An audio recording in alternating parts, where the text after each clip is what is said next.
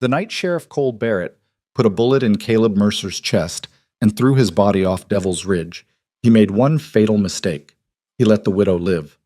Tonight, we're diving into a story of betrayal, survival, and vengeance in the frozen heart of 1879 Colorado, where a disgraced woman and a dangerous mountain man brought an entire corrupt town to its knees. This is a wild ride through blood-stained snow and gunfire that'll keep you hooked until the very last word. If you're watching from anywhere in the world, drop your city in the comments. I want to see how far this story travels, and hit that like button, because trust me, you're going to want to remember this one. The Harvest Supper at Black Hollows Community Church should have been a celebration. Instead, it felt like a public execution. Evelyn Mercer sat alone at a corner table while every soul in that packed hall pretended she didn't exist. Women who once borrowed her flour and sugar now clutched their shawls tighter when she walked past, whispering behind gloved hands. Men who tipped their hats to her husband now turned their backs the moment she entered a room. Even the children had learned to spit in the dirt when her shadow crossed their path. 28 years old, and she'd become Black Hollow's living ghost. The table in front of her held a single tin plate with 3 boiled potatoes and a slice of tough venison, charity she hadn't asked for but couldn't refuse. Her stomach was too knotted with shame to eat anyway. She kept her eyes down, focusing on the grain pattern in the scarred pine wood, counting the knots to keep from meeting anyone's stare. Around her, the noise swelled. Miners and their families filled long tables, passing platters of roasted meat, fresh bread, and autumn vegetables. Laughter bounced off the timber walls. Fiddle music scraped through the air. Mayor Silas Granger stood near the makeshift bar, his considerable belly straining against a velvet vest, holding court with the wealthier families. Sheriff Cole Barrett leaned against the wall nearby, arms crossed, watching everything with those cold gray eyes that never seemed to blink. Neither man had spoken to Evelyn in 4 months. Not since they'd brought Caleb's broken body down from Raven's Ridge and told her he'd fallen while trying to run away with the miners' cooperative gold. $3,000 in raw gold. Gone. And everyone believed her husband had stolen it before his guilt, or his clumsiness, killed him. Evelyn knew better. Caleb Mercer had been many things. Stubborn, yes. Hot-tempered when he drank, absolutely. But he wasn't a thief. He'd spent 6 years working the Black Hollow claims, breaking his back in those narrow shafts, coming home each night covered in rock dust and exhaustion. He'd believed in honest work the way some men believed in prayer. The idea that he'd betrayed his fellow miners, stolen their shares, and died running away like a coward, it made her physically sick. But nobody cared what she believed. A woman's word meant nothing when the mayor and sheriff had already decided the truth. Shameful, really. The voice came from somewhere behind her, deliberately loud enough to carry. Sitting there like she deserves to break bread with decent folk. Evelyn's fingers tightened around her fork. My herald says she probably helped him hide it, another woman added. Why else would she stay in that falling down cabin? She's waiting for things to quiet down so she can dig it up. Should have been run out of town months ago. The fork bent slightly in Evelyn's grip. She focused harder on the wood grain, on keeping her breathing steady, on not giving them the satisfaction of seeing her break. She'd learned that much, at least. In the weeks after Caleb's death, she'd cried. She'd screamed. She'd confronted Mayor Granger in the street, demanding answers, demanding they actually investigate instead of just accepting the easiest story. She'd made a scene outside the assayer's office, insisting Caleb would never do what they claimed. All it had earned her was a reputation for hysteria and a warning from Sheriff Barrett to settle down before someone got hurt. The message had been clear. Shut up, grieve quietly, and maybe the town would tolerate her existence. So she'd learned to become invisible. She'd learned to endure the whispers, the accusations, the cold shoulders. She'd learned that survival sometimes meant swallowing your pride and your anger until you choked on both. But sitting in this church hall surrounded by people who'd once been her neighbors, listening to them discuss her like she was livestock gone bad, it took everything she had not to walk out. The only thing stopping her was the knowledge that leaving would prove them right. They'd say she couldn't face the truth. They'd say guilt drove her away. So she stayed. Spine straight, eyes down, breathing through the knots in her chest. The church doors slammed open hard enough to rattle the iron hinges. Every conversation stopped. The fiddle music died mid-note. 300 heads turned toward the entrance.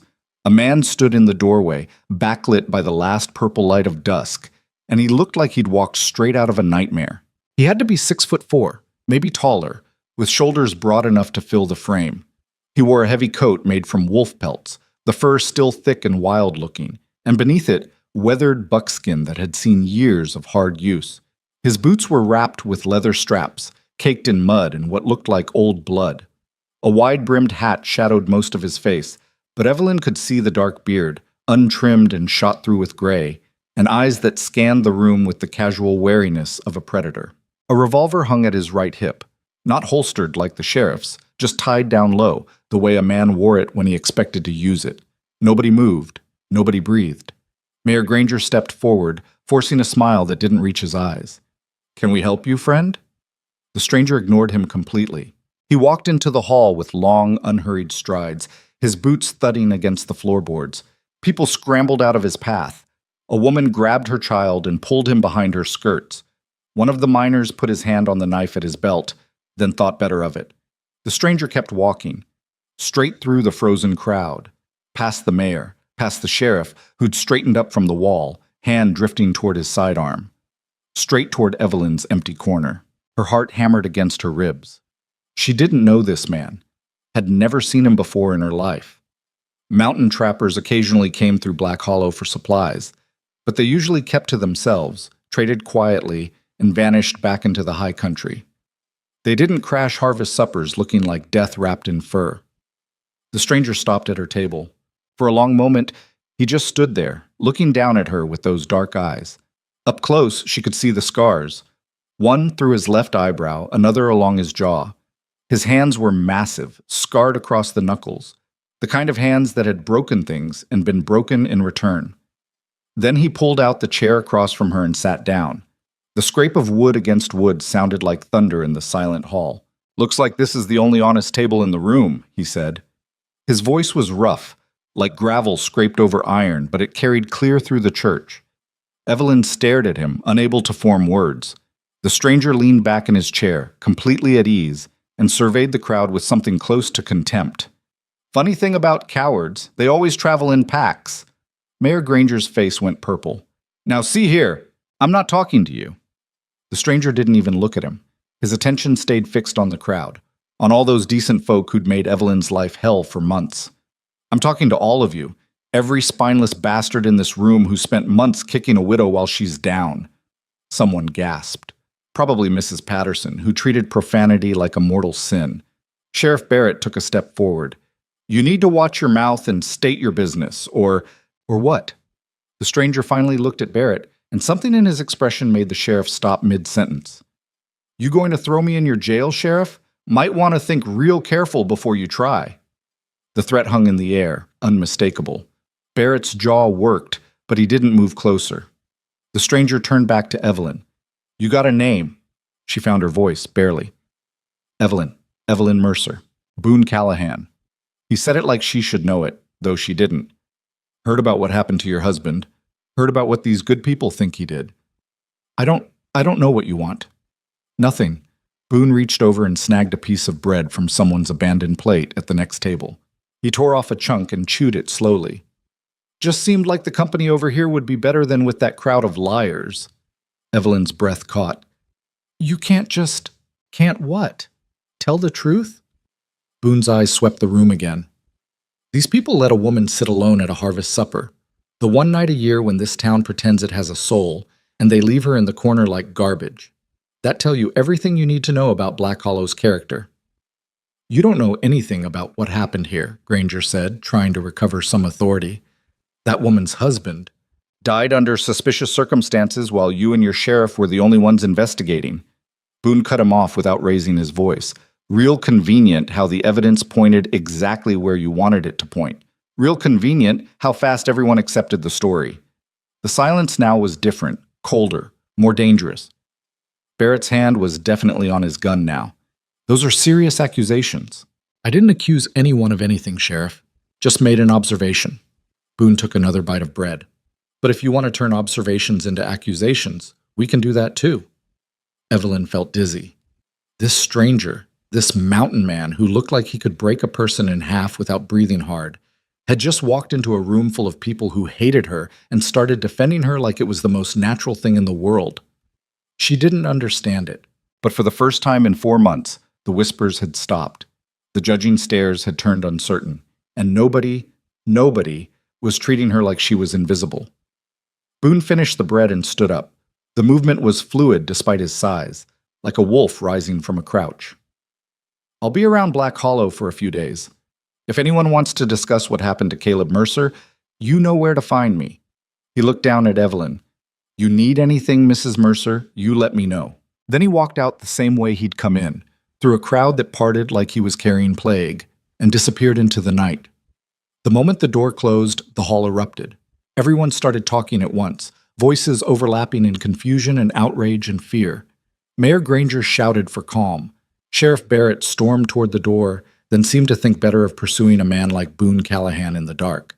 Evelyn sat frozen at her table, her untouched plate still in front of her. For the first time in months, nobody dared approach her. Nobody whispered behind her back. Because now, she wasn't just the disgraced widow. She was the woman the dangerous stranger had chosen to defend. Evelyn didn't sleep that night. She lay in her narrow bed in the cabin she'd shared with Caleb, listening to the wind howl through gaps in the timber walls, and tried to make sense of what had happened. The cabin was falling apart. The roof leaked in 3 places.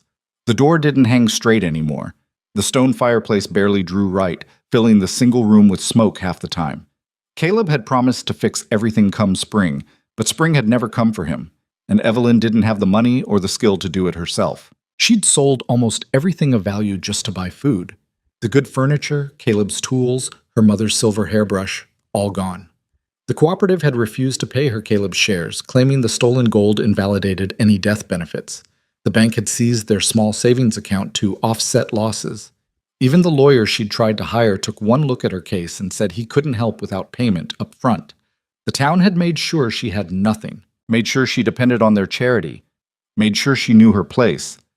And then Boone Callahan had walked into that church like none of it mattered. Evelyn rolled onto her side, pulling the thin blanket up to her chin. The temperature had dropped hard after sunset. Winter was coming early to the high country this year. Everyone said so. And when winter came to Black Hollow, it came mean, blizzards that buried the town for weeks, temperatures that froze a man's breath in his lungs, winds that killed as sure as bullets. She wasn't ready for it. The cabin wouldn't survive it. Maybe that was the plan. Maybe the town was just waiting for the cold to do what their whispers and accusations couldn't.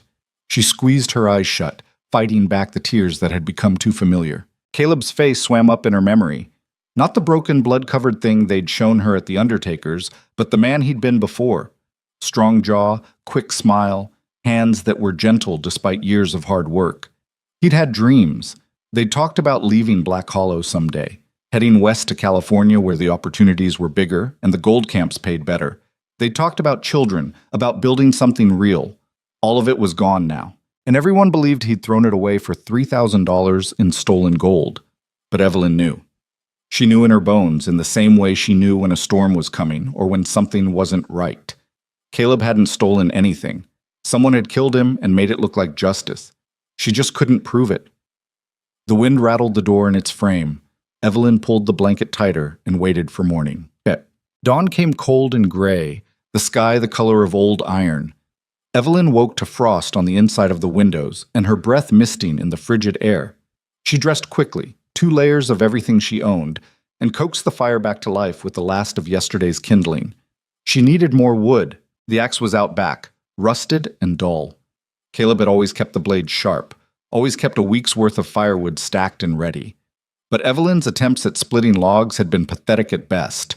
Her shoulders ached from the effort, her hands blistered and raw, and the pile she'd managed to create wouldn't last 3 days. She was pulling on her coat when she heard something outside. Not the wind, something heavier, rhythmic. Footsteps. Evelyn's heart lurched. She grabbed the iron poker from beside the fireplace, the closest thing she had to a weapon, and moved to the window. A man was stacking firewood against the side of her cabin. Not just a few pieces. An entire cord of split pine, neatly arranged, already half finished. Boone Callahan worked with the easy efficiency of someone who'd done this 1,000 times. He wore the same buckskin and wolf pelts from last night, his breath steaming in the cold air as he lifted logs that would have taken Evelyn both hands to manage. She opened the door. The cold hit her like a fist. Boone glanced over but didn't stop working. "Morning? What are you doing?" What's it look like? He set another log in place. You need wood. I had extra. I didn't ask for your help. Didn't say you did. He grabbed 3 more logs from the pile beside him, logs Evelyn definitely hadn't cut, and added them to the stack. But winter's coming hard this year. You won't survive it with what you've got.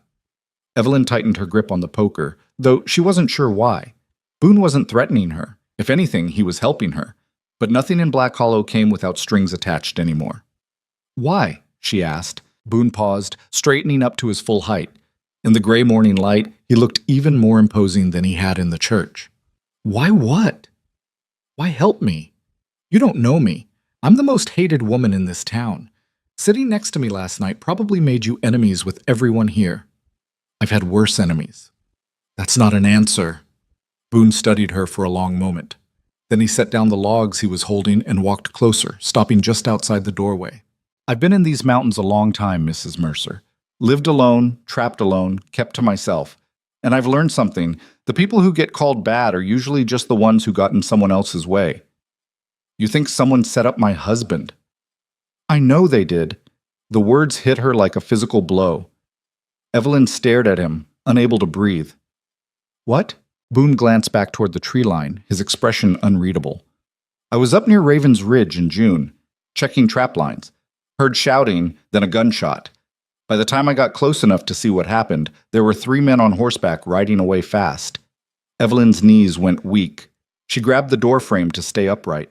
I found your husband at the bottom of the cliff, Boone continued, his voice flat. Already dead. But he didn't fall, Mrs. Mercer. He was shot first. There was blood on the rocks up top, bullet hole in a tree. Someone put a round through him, then threw him over to make it look like an accident. The world tilted. Evelyn's vision blurred. Her chest felt like it was caught in a vice. Why didn't you tell anyone? The words came out strangled. Tell who? The sheriff? Boone's laugh was bitter. One of those 3 riders was Cole Barrett. I recognized his horse. The other 2 I couldn't make out, but I knew what I saw. The sheriff killed Caleb.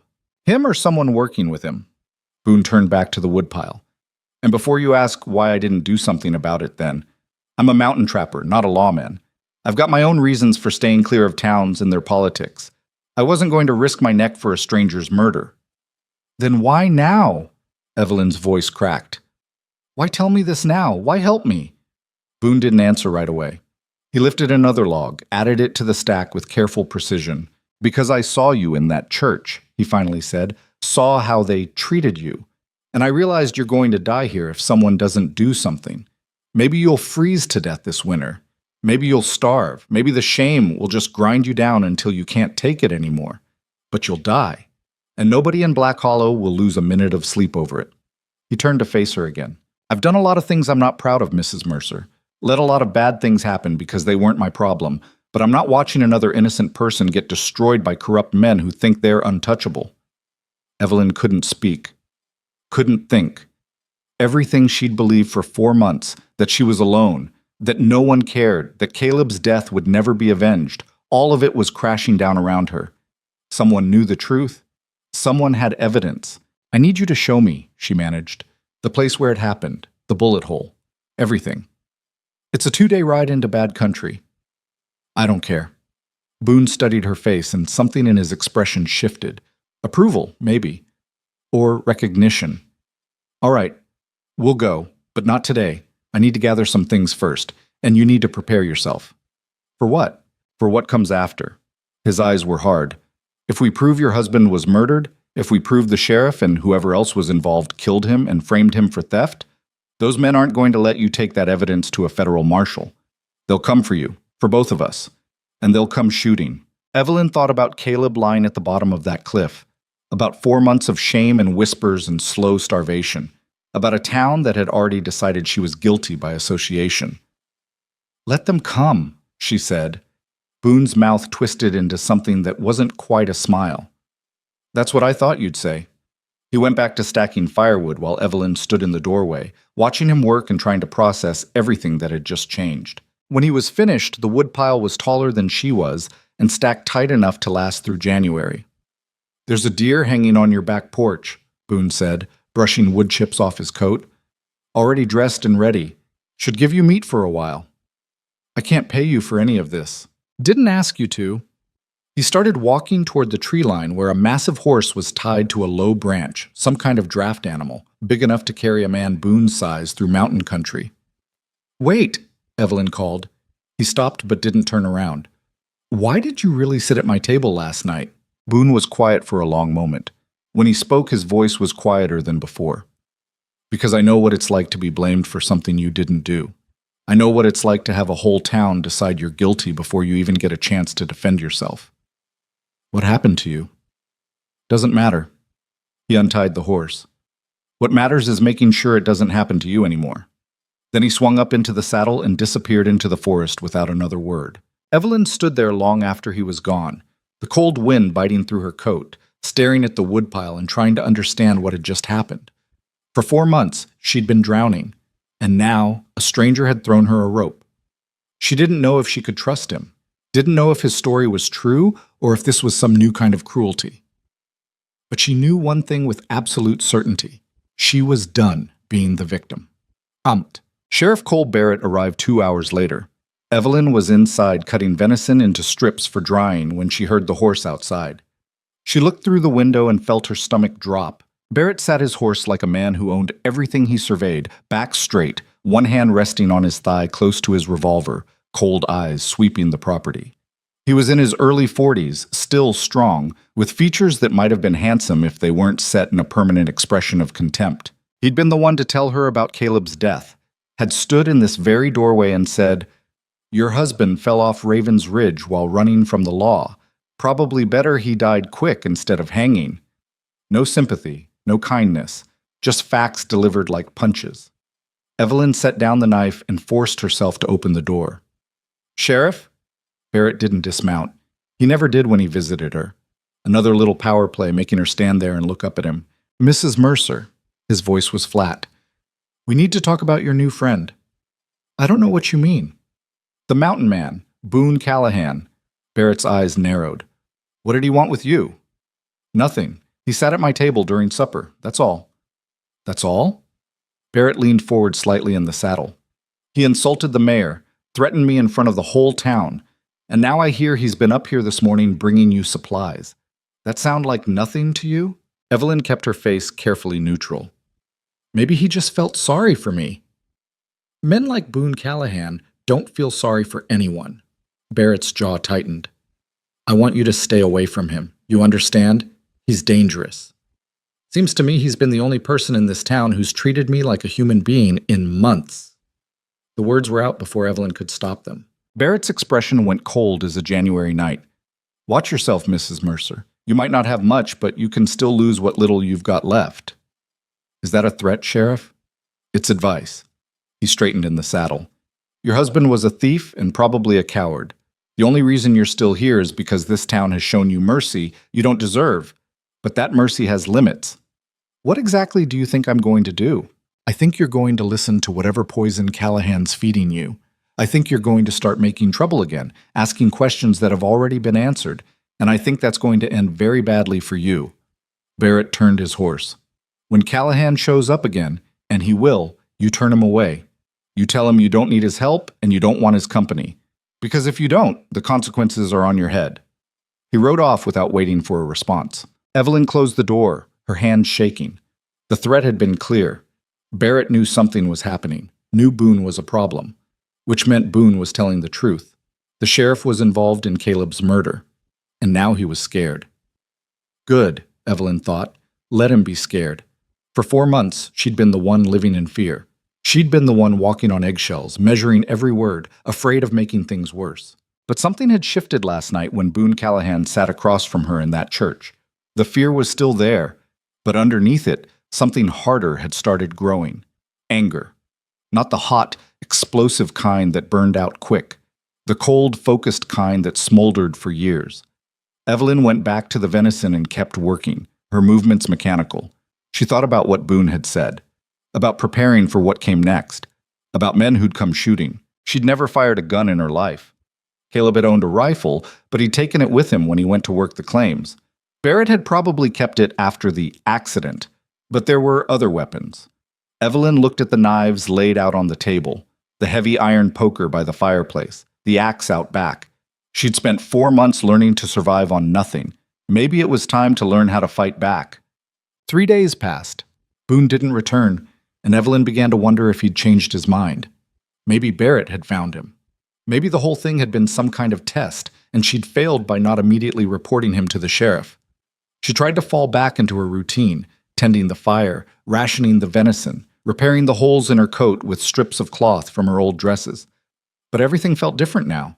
She couldn't stop thinking about what Boone had said. Caleb didn't fall. He was murdered. The words played over and over in her head like a song she couldn't shake. At night she lay awake imagining it. Caleb riding up to Raven's Ridge, maybe following someone, maybe confronting them about something he'd discovered. The argument. The gunshot. His body falling through empty air. Did he know he was going to die? Did he think about her in those last seconds? The questions were poison, but Evelyn couldn't stop drinking them down. On the fourth morning, she woke to fresh snow.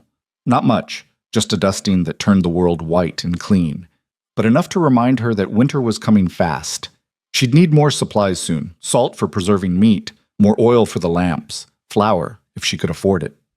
She pulled on her coat and boots, planning to walk the 3 miles into town, when she heard the horse. Boone emerged from the tree line leading 2 animals, his huge draft horse and a smaller bay mare that looked sturdy enough for mountain travel. "We're leaving," he said without preamble. "Now." Evelyn's heart jumped. "What happened?" "Ran into one of Barrett's deputies yesterday. He was asking questions about me, where I'm camped, how long I'm planning to stay, whether I'd talk to anyone in town." Boone dismounted and started tying supplies onto the mare. "They're getting nervous, which means they're getting dangerous. We need to move before they decide to do something about it." "Where are we going?" "Raven's Ridge first. I'll show you the evidence. Then we ride hard for Denver. There's a federal marshal there who owes me a favor. We get the proof to him, let the law handle Barrett and whoever else is involved. That's a week's ride in good weather. More like 10 days this time of year." Boone finished securing the pack and looked at her. "You still want to do this?" Evelyn thought about the cabin behind her, about 4 months of shame, about Caleb's grave on the hillside with a marker that called him a thief. "I'm ready?" "Then get what you need. We leave in 10 minutes. Evelyn went inside and looked around the cabin. Everything she owned fit into one small bag, a change of clothes, her mother's photograph, Caleb's wedding band that the undertaker had returned. She grabbed the venison jerky she'd been drying and wrapped it in cloth. That was it. That was all she had left. She was closing the door when she paused, looking back at the small space that had been her prison for months. Then she locked it and walked away without another glance. Boone helped her onto the mare. The horse was calm, well-trained, accepting her weight without fuss. "Can you ride?" he asked. "Well enough." "Good. Stay close. Don't fall behind. And if I tell you to run, you run. Understand?" Evelyn nodded. They rode north into the high country, leaving Black Hollow behind in the snow. But the first day was brutal. Boone set a pace that was just short of punishing, pushing through narrow mountain trails that climbed steadily into thinner, colder air. The terrain was rocky and treacherous, the kind of country that killed careless travelers. But Boone moved through it like he'd been born there, reading the land, choosing paths that Evelyn would never have seen, avoiding loose scree and hidden drop-offs. They didn't talk much. Boone was focused on the trail, and Evelyn was focused on not falling off her horse. By midday, her thighs were screaming, her back ached, her hands were numb even inside her gloves. She'd ridden before, but never like this, never for hours through country that felt actively hostile. Boone called a halt near a small creek, barely a trickle between ice-covered rocks. "We'll rest here. Water the horses." Evelyn dismounted and nearly collapsed. Her legs had turned to jelly. Boone grabbed her arm, steadying her. "You all right?" "Fine," she lied. He didn't look convinced, but he let it go. While Evelyn forced herself to drink from her canteen and eat some jerky, Boone tended the horses with the kind of care that surprised her. He checked their hooves, adjusted the saddles, murmured to them like they were people. "How much farther to Raven's Ridge?" Evelyn asked. "We'll get there tomorrow afternoon if the weather holds." Boone scanned the sky, which had turned a threatening gray. "But there's another storm coming. Big one. We might have to wait it out." "How can you tell?" "The way the wind smells, the way the clouds are moving. You spend enough time in the mountains. You learn to read the signs. He glanced at her. You doing okay? Really? Evelyn wanted to lie again, but something in his expression stopped her. I'm sore, and tired, and scared, but I'm not turning back. Boone nodded slowly. Good, because this is the easy part. They mounted up and kept riding. The afternoon got colder. The wind picked up, cutting through Evelyn's coat like it wasn't there. Snow started falling, not the gentle dusting from that morning, but hard, mean flakes that stung her face and made visibility drop to almost nothing. Boone didn't slow down. Evelyn followed him through the white, trusting him completely because she had no other choice. She couldn't see the trail, couldn't see anything except Boone's broad back and the dark shape of his horse moving through the storm. Time became meaningless. They might have ridden for an hour or 5. Evelyn couldn't tell anymore. Then Boone stopped. Cave up ahead, he shouted over the wind. We'll shelter there tonight. The cave wasn't much. A shallow depression in the rock face, barely deep enough to keep the snow off. But it was out of the wind. Boone got the horses inside first, then helped Evelyn down. She was shaking so hard she could barely stand. Boone wrapped a blanket around her shoulders and started building a fire with practiced efficiency. Within minutes, he had flames going, the warmth spreading through the small space. Evelyn huddled close to it, her teeth chattering. Drink this. Boone handed her a flask. She took a swallow and immediately coughed. Whiskey, strong enough to burn. Again, Boone ordered. She drank more, and gradually the shaking subsided.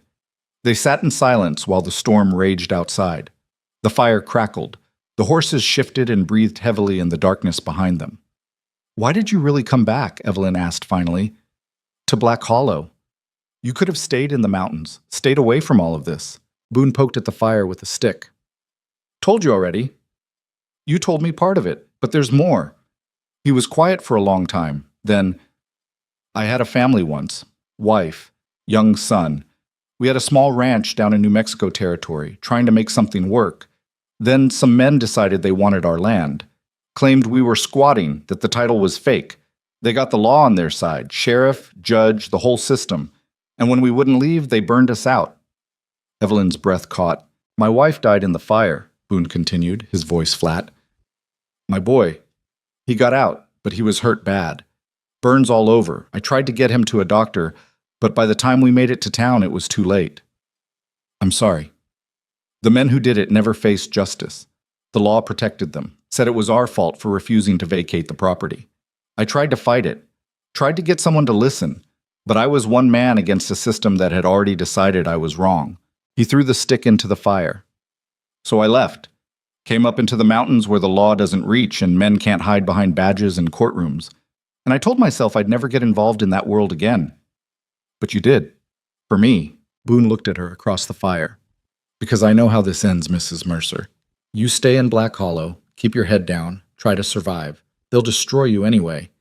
Maybe not today or tomorrow, but eventually. The system grinds up innocent people. It's what it does. So you're fighting it. I'm fighting them. Barrett, Granger, whoever else helped murder your husband. Not because I believe in justice anymore, but because I'm tired of watching guilty men win. Evelyn understood that, the bitterness, the anger at a world that let evil flourish. What happened to the men who killed your family? She asked quietly. Boone's expression didn't change, but something shifted in his eyes. They don't own that ranch anymore. He didn't elaborate, and Evelyn didn't push. They sat in the cave while the storm howled outside, 2 broken people bound together by loss and a hunger for something that looked like justice. Eventually, exhaustion pulled Evelyn towards sleep. She curled up close to the fire, using her saddlebag as a pillow. Just before she drifted off, she heard Boone's voice, barely audible over the wind. We're going to make them pay, Mrs. Mercer. Every last one of them.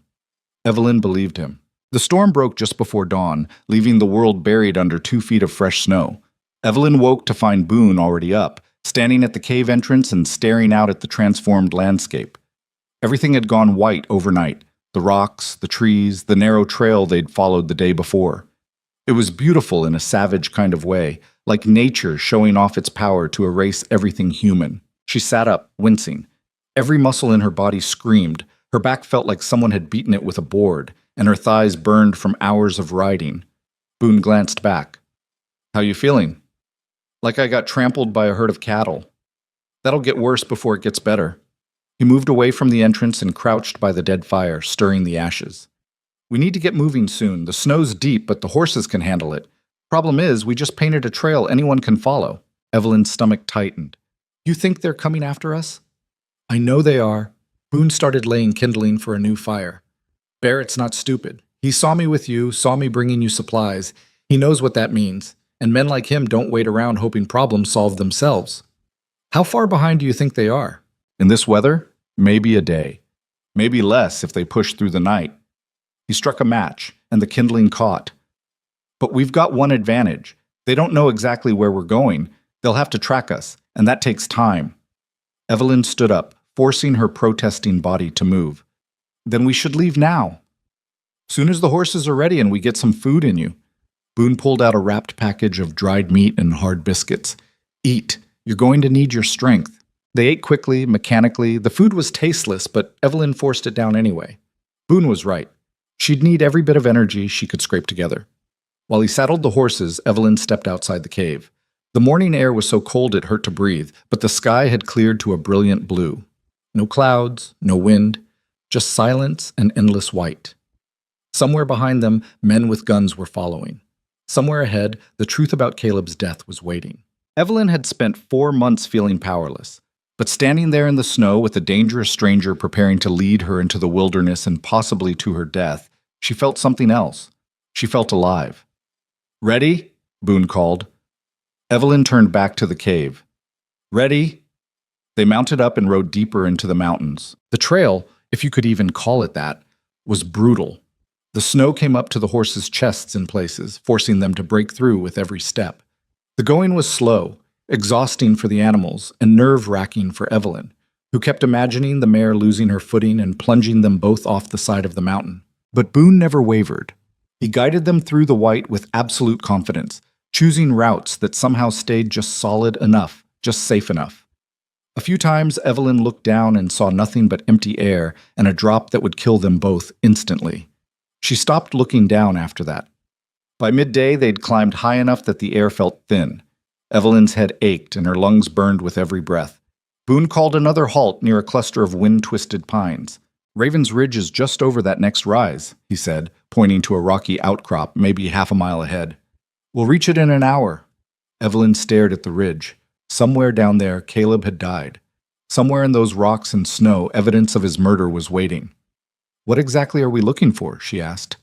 The bullet hole in the tree, the blood on the rocks, and if we're lucky, maybe the ledger page I saw that day, proof your husband found something he wasn't supposed to find.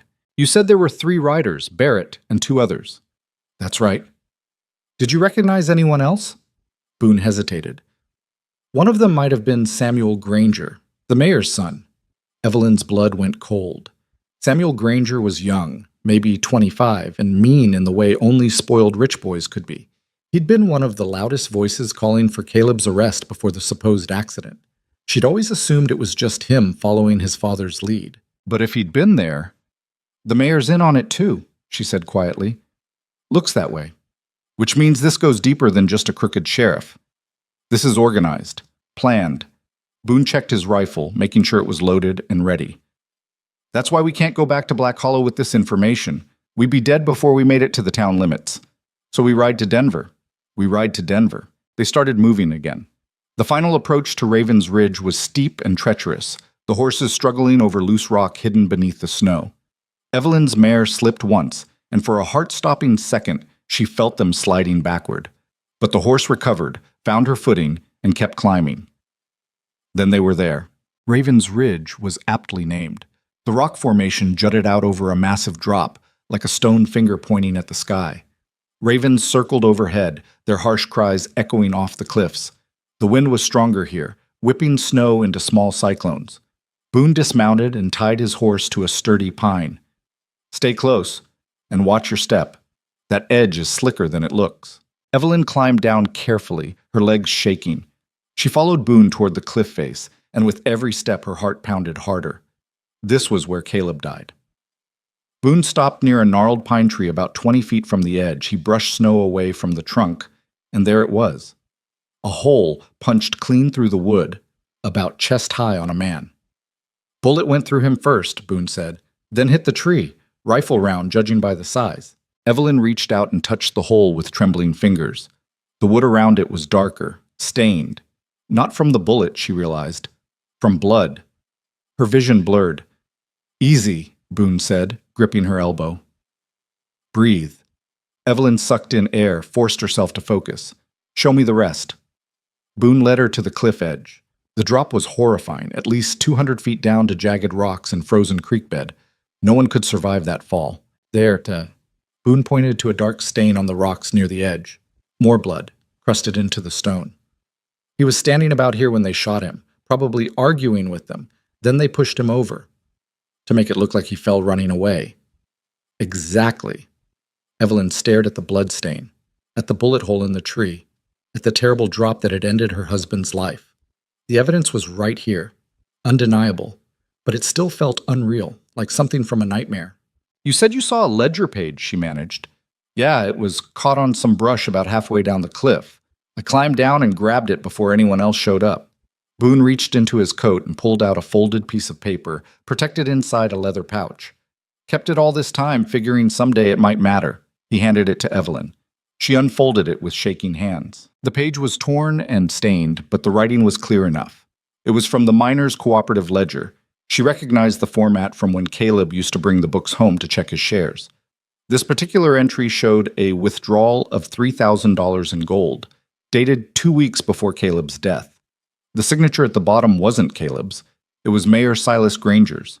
Evelyn read it twice, 3 times, making sure she understood what she was seeing. The mayor withdrew the gold himself, she said, and then blamed your husband for stealing it. Boone's voice was hard. Classic misdirection. Take the money, kill the man who found out, make him look guilty, and pocket $3,000 while the whole town sympathizes with you for being robbed. But why kill Caleb? Why not just, pay him off? Threaten him? Because your husband wasn't the type to take a bribe or back down from a threat. Was he? Evelyn thought about Caleb's stubborn streak, his rigid sense of right and wrong. No, he wasn't. So they had to eliminate him, make it permanent. Boone took the ledger page back and returned it to the leather pouch. This is our proof. Combined with the bullet hole in the blood, it's enough to get a federal investigation started. Evelyn looked out at the mountains, at the endless white stretching in every direction. They're going to fight this. Barrett, Granger, whoever else is involved. They won't just let us waltz into Denver and destroy them. No, they won't. So what do we do? Boone met her eyes. We ride hard and fast. We don't stop except to rest the horses. And if they catch up to us, we make them regret it. A raven screamed overhead, and Evelyn shivered. They were about to head back to the horses when Boone suddenly went still, his hand moving to his rifle. What is it? Evelyn whispered. Riders, coming up the trail. Evelyn's heart stopped. How many? Can't tell yet, but they're moving fast. Boone grabbed her arm and pulled her back from the edge. Get to your horse, now. They ran through the snow, stumbling over hidden rocks. Evelyn's lungs burned, her legs screamed, but she kept moving. Behind them, she could hear it now, the sound of horses pushing through deep snow, men's voices calling to each other. They reached the pines where their horses were tied. Boone literally threw Evelyn into her saddle, then swung onto his own mount with frightening speed. Ride! He shouted. They took off down the far side of the ridge, away from the approaching riders. The descent was terrifying, steep and icy, with the horses half sliding, half running through the snow. Evelyn clung to the saddle horn with both hands, trusting the mare to find safe footing because she sure as hell couldn't see it. Behind them, gunfire cracked through the cold air. A bullet whined past Evelyn's head and smacked into a tree trunk, sending up a spray of bark. Stay low, Boone yelled, and keep moving. Another shot. This one, closer. Evelyn bent forward over the mare's neck, making herself as small a target as possible. The horse was panicking now, running flat out through snow and rocks and fallen timber. They were going to crash. They were going to die. But somehow, impossibly, they kept going. The terrain started to level out. They hit a narrow valley between 2 ridges, and Boone veered left, following what looked like an old game trail. The snow was shallower here, and the horses found their speed. More gunfire behind them, but farther away now. The distance was growing. They rode for what felt like hours, but was probably only 30 minutes. Finally, Boone pulled up in a dense thicket of pines and dismounted quickly. Off the horse, he ordered. We're going on foot from here. What? Why? Because they'll follow the hoof prints. We leave the horses, move through the trees, circle back, and steal one of theirs. At Evelyn's shocked expression, Boone almost smiled. You wanted to fight back, Mrs. Mercer. This is what that looks like. He grabbed supplies from both saddles, the rifle, ammunition, food, water, and slapped both horses hard on the rump. They took off running deeper into the valley, their tracks leading away. Come on! Boone plunged into the thick forest. Evelyn followed, her mind reeling. They were being hunted. Men with guns were tracking them through the wilderness. And Boone's plan was to turn around and attack them. It was insane. It was also probably their only chance. They moved through the pines as quietly as possible, which wasn't very quiet with snow crunching under their boots and branches catching at their clothes. But Boone seemed to know what he was doing. He led them in a wide arc, heading back toward the ridge but approaching from a different angle. After about 20 minutes, he held up a hand and dropped to a crouch. Evelyn crouched beside him. Ahead, through the trees, she could see movement. 3 riders had stopped in a small clearing, studying the ground. Even from this distance, Evelyn recognized Sheriff Barrett's tall frame and gray horse. The other 2 men she didn't know. One was young, probably Samuel Granger, though she couldn't see his face clearly. The third was older, stocky, with a deputy's badge glinting on his coat. Just 3, Boone murmured. They split up. Probably sent the others on different trails to cover more ground. What do we do? Boone studied the men for a long moment, his expression calculating. We wait. Let them commit to following the horse tracks. Once they're deep enough into the valley, we take their horses and head the opposite direction. And if they figure it out before then things get messy. They waited in silence, watching. The cold seeped through Evelyn's coat, and her feet started going numb, but she didn't move, didn't make a sound. Barrett said something to the other men, and they all studied the trail leading away, the trail Boone's horse and Evelyn's mare had created. Then Barrett nodded, and they started following it. Boone waited until they were out of sight, then moved fast. He led Evelyn to where the men had left their horses tied to a low branch. 3 animals, all saddled and ready. Boone went straight to the biggest one, a rangy buckskin that looked like it could run all day, and started checking the saddlebags. Get on that one, he said, pointing to a smaller chestnut. And grab the 3rd horse's reins. We're taking all of them. All of them? Leaves them on foot. Buys us time. He swung into the buckskin saddle. Move. Evelyn mounted the chestnut and grabbed the reins of the 3rd horse, a nervous-looking bay that didn't want to cooperate. But she pulled hard, and the animal followed. They rode out of the clearing heading northwest, away from the valley, away from the tracks they'd laid. Behind them, faintly, Evelyn heard a shout. Barrett had figured it out. But they were already gone. They rode hard for the rest of the day, pushing the stolen horses to their limits. Boone navigated through terrain so rough Evelyn wouldn't have believed horses could cross it, down steep ravines, across half-frozen streams, through forests so dense they had to dismount and lead the animals. By the time the sun started setting, Evelyn was beyond exhausted. She was running on pure adrenaline and stubbornness. Boone finally called a halt in a cave system he seemed to know. Bigger than the one from the night before, with multiple chambers and a natural chimney that would dissipate smoke. We'll stay here tonight, he said. Get some real rest. They won't find us. How can you be sure? Because this place is hidden. You can't see the entrance unless you know exactly where to look. He started unsaddling the horses. I've been using it for years. Evelyn helped with the horses, then collapsed against the cave wall while Boone built a fire. Her whole body hurt. Her hands were blistered from gripping the reins. Her face felt windburned and raw. But they'd escaped. Once the fire was going and warmth started filling the cave, Boone sat down across from her and pulled out the leather pouch with the ledger page. We need to keep this safe, he said. If something happens to me, you take it and keep riding to Denver. Don't stop. Don't trust anyone except the federal marshal. Nothing's going to happen to you. You don't know that. Boone's expression was serious. Barrett's desperate now. We embarrassed him, stole his horses, made him look like a fool. He's going to come at us with everything he's got. Then we'll deal with it together. Boone studied her face in the firelight. You've changed since that first night in the church. How? You're not scared anymore. Or if you are, you're not letting it control you. Evelyn thought about that. I'm terrified, every second. But I'm also angrier than I've ever been in my life, and right now the anger's stronger. Good. Keep it that way. Anger will keep you alive when fear tries to shut you down. They ate cold rations and shared the whiskey flask again. The alcohol burned away some of the cold and exhaustion. "Can I ask you something?" Evelyn said after a while. "Go ahead." "Those men who killed your family, you said they don't own that ranch anymore. What did you do to them?" Boone was quiet for so long Evelyn thought he wasn't going to answer. Then, "I waited, watched them for 2 years, learned their routines, their weaknesses, who they cared about. And then I took everything from them the way they took everything from me." "You killed them?" "Some of them. The ones who lit the fires, the ones who held my son while the burns killed him." His voice was flat, empty. "The others I left alive, but broken, bankrupt, alone, so they'd know what it felt like." Evelyn should have been horrified, should have been scared of this man who could talk so casually about revenge and murder. Instead, she understood him perfectly. "Do you regret it?" she asked. "No." "Good." They sat in silence while the fire crackled between them. "What are you going to do when this is over?" Boone asked. "After Barrett and Granger face justice?" Evelyn hadn't thought that far ahead. "I don't know. I can't go back to Black Hollow."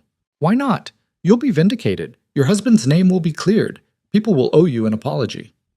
"I don't want their apologies." The words came out harder than Evelyn intended. They had 4 months to stand by me, 4 months to question the official story, to show me even the smallest bit of kindness. And they didn't. Not one person. "What about the cabin? Your life there?" "What life? The cabin's falling apart. I have no money, no friends, no reason to stay." Evelyn stared into the flames. "Maybe I'll go west. California like Caleb always wanted. Start over somewhere nobody knows me." "That's running away." "No, running away is what I've been doing for 4 months. This would be choosing to leave." She looked at Boone. "What about you? What happens when this is finished?" "I go back to the mountains, back to my traps and my solitude. Alone. That's how I prefer it."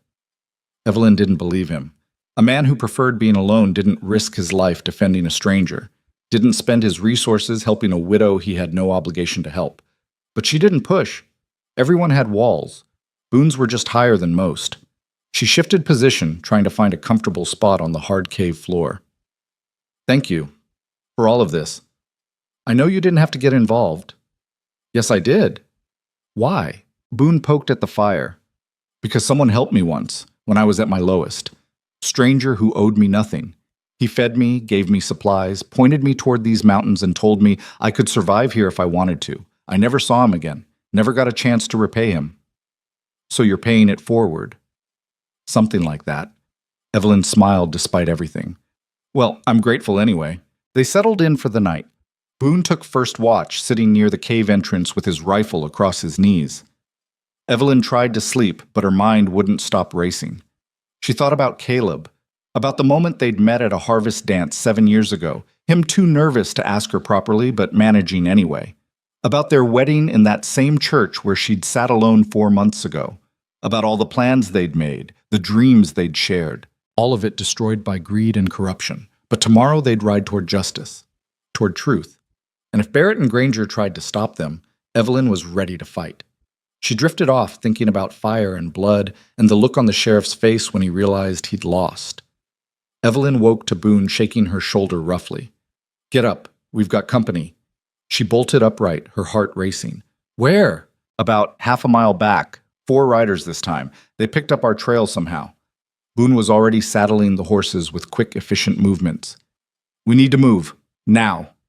Evelyn scrambled to her feet and helped secure the supplies. Her hands were clumsy with sleep and fear, but she managed. They led the horses out of the cave into pre-dawn darkness. The world was still and cold, the stars fading overhead. "How did they find us?" Evelyn whispered. "Doesn't matter. What matters is staying ahead of them." Boone mounted up. "We're 2 days from Denver if we push hard, but they're going to try to cut us off before we get there." They rode through the darkness, trusting the horses to find safe footing. As the sun came up, the landscape around them changed. Less dense forest, more open country. Faster terrain, but also more exposed. By mid-morning, they could see the riders behind them. 4 men on horseback, maybe a mile back, pushing hard. "There," Boone pointed ahead to a rocky outcrop. "We make a stand there. High ground, good cover. Better than getting caught in the open." We're going to fight them? We don't have a choice. They're faster than us now, and the horses can't keep this pace much longer. He looked at her. Can you shoot? I've never fired a gun in my life. Then you're about to learn. They reached the rocks and dismounted quickly. Boone positioned them behind a natural wall of stone that gave them a clear view of the approaching riders while providing cover. He handed Evelyn a revolver. It's already loaded. 6 shots. Point, pull the trigger, try to hit what you're aiming at. The kick will surprise you. Don't let it make you drop the gun. Evelyn took the weapon with trembling hands. It was heavier than she expected, cold and brutal. I'm not sure I can do this, she said. Yes, you can. Because if we don't stop them here, they'll kill us both and bury the truth with our bodies. Boone checked his rifle. Those men down there murdered your husband, Mrs. Mercer. They took everything from you. Now it's time to take something back. The riders were getting closer. Evelyn could make out details now. Sheriff Barrett in the lead, his gray horse lathered with sweat. Samuel Granger beside him. 2 deputies behind. They were maybe 300 yards out. Boone raised his rifle, sighted carefully, and fired. The shot cracked across the open ground. One of the deputies jerked backward in his saddle and fell, hitting the dirt hard. The other 3 riders scattered, diving for cover behind rocks and scrub brush. That's 1, Boone said calmly, working the rifle's bolt action. 3 more to go. Gunfire erupted from below. Bullets smacked into the rocks around them, sending up sprays of stone chips. Evelyn ducked instinctively, her heart hammering so hard she thought it might burst. Boone fired again. Missed. Then Barrett's voice carried up from below. Callahan, you're just making this harder on yourself. Give us the woman and the evidence, and we'll let you ride away. Boone didn't bother answering. He fired a 3rd shot, and one of the horses screamed and went down.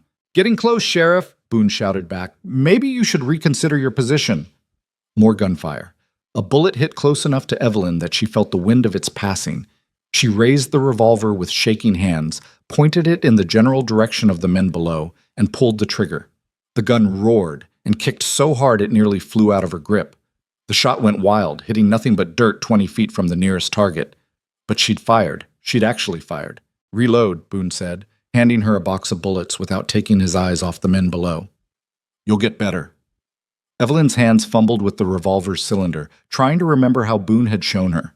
She managed to load 3 rounds before another volley of gunfire forced her back down behind the rocks. This went on for what felt like forever. Shooting, reloading, ducking, shooting again.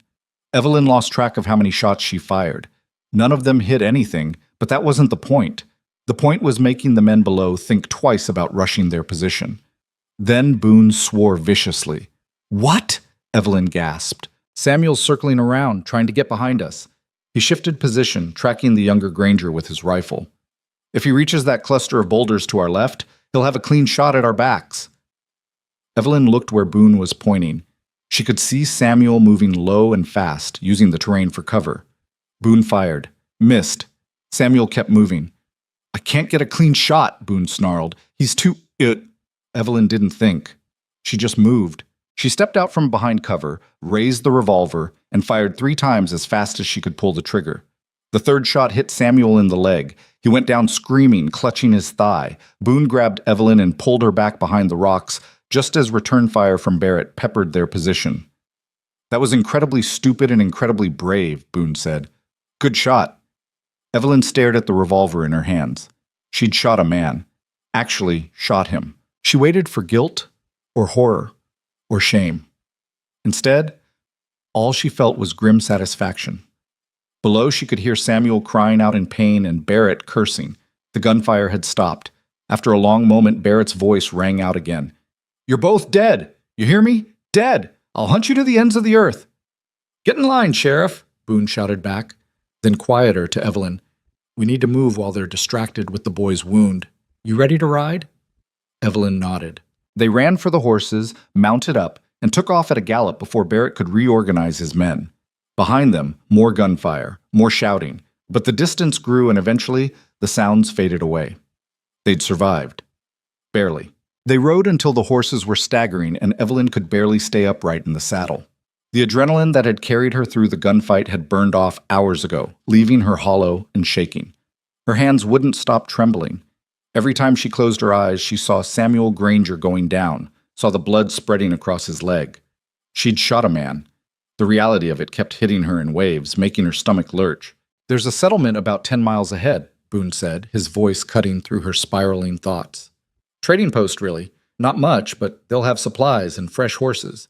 We can rest there for a few hours." "Is it safe?" "Safer than staying out here in the open." He glanced back the way they'd come.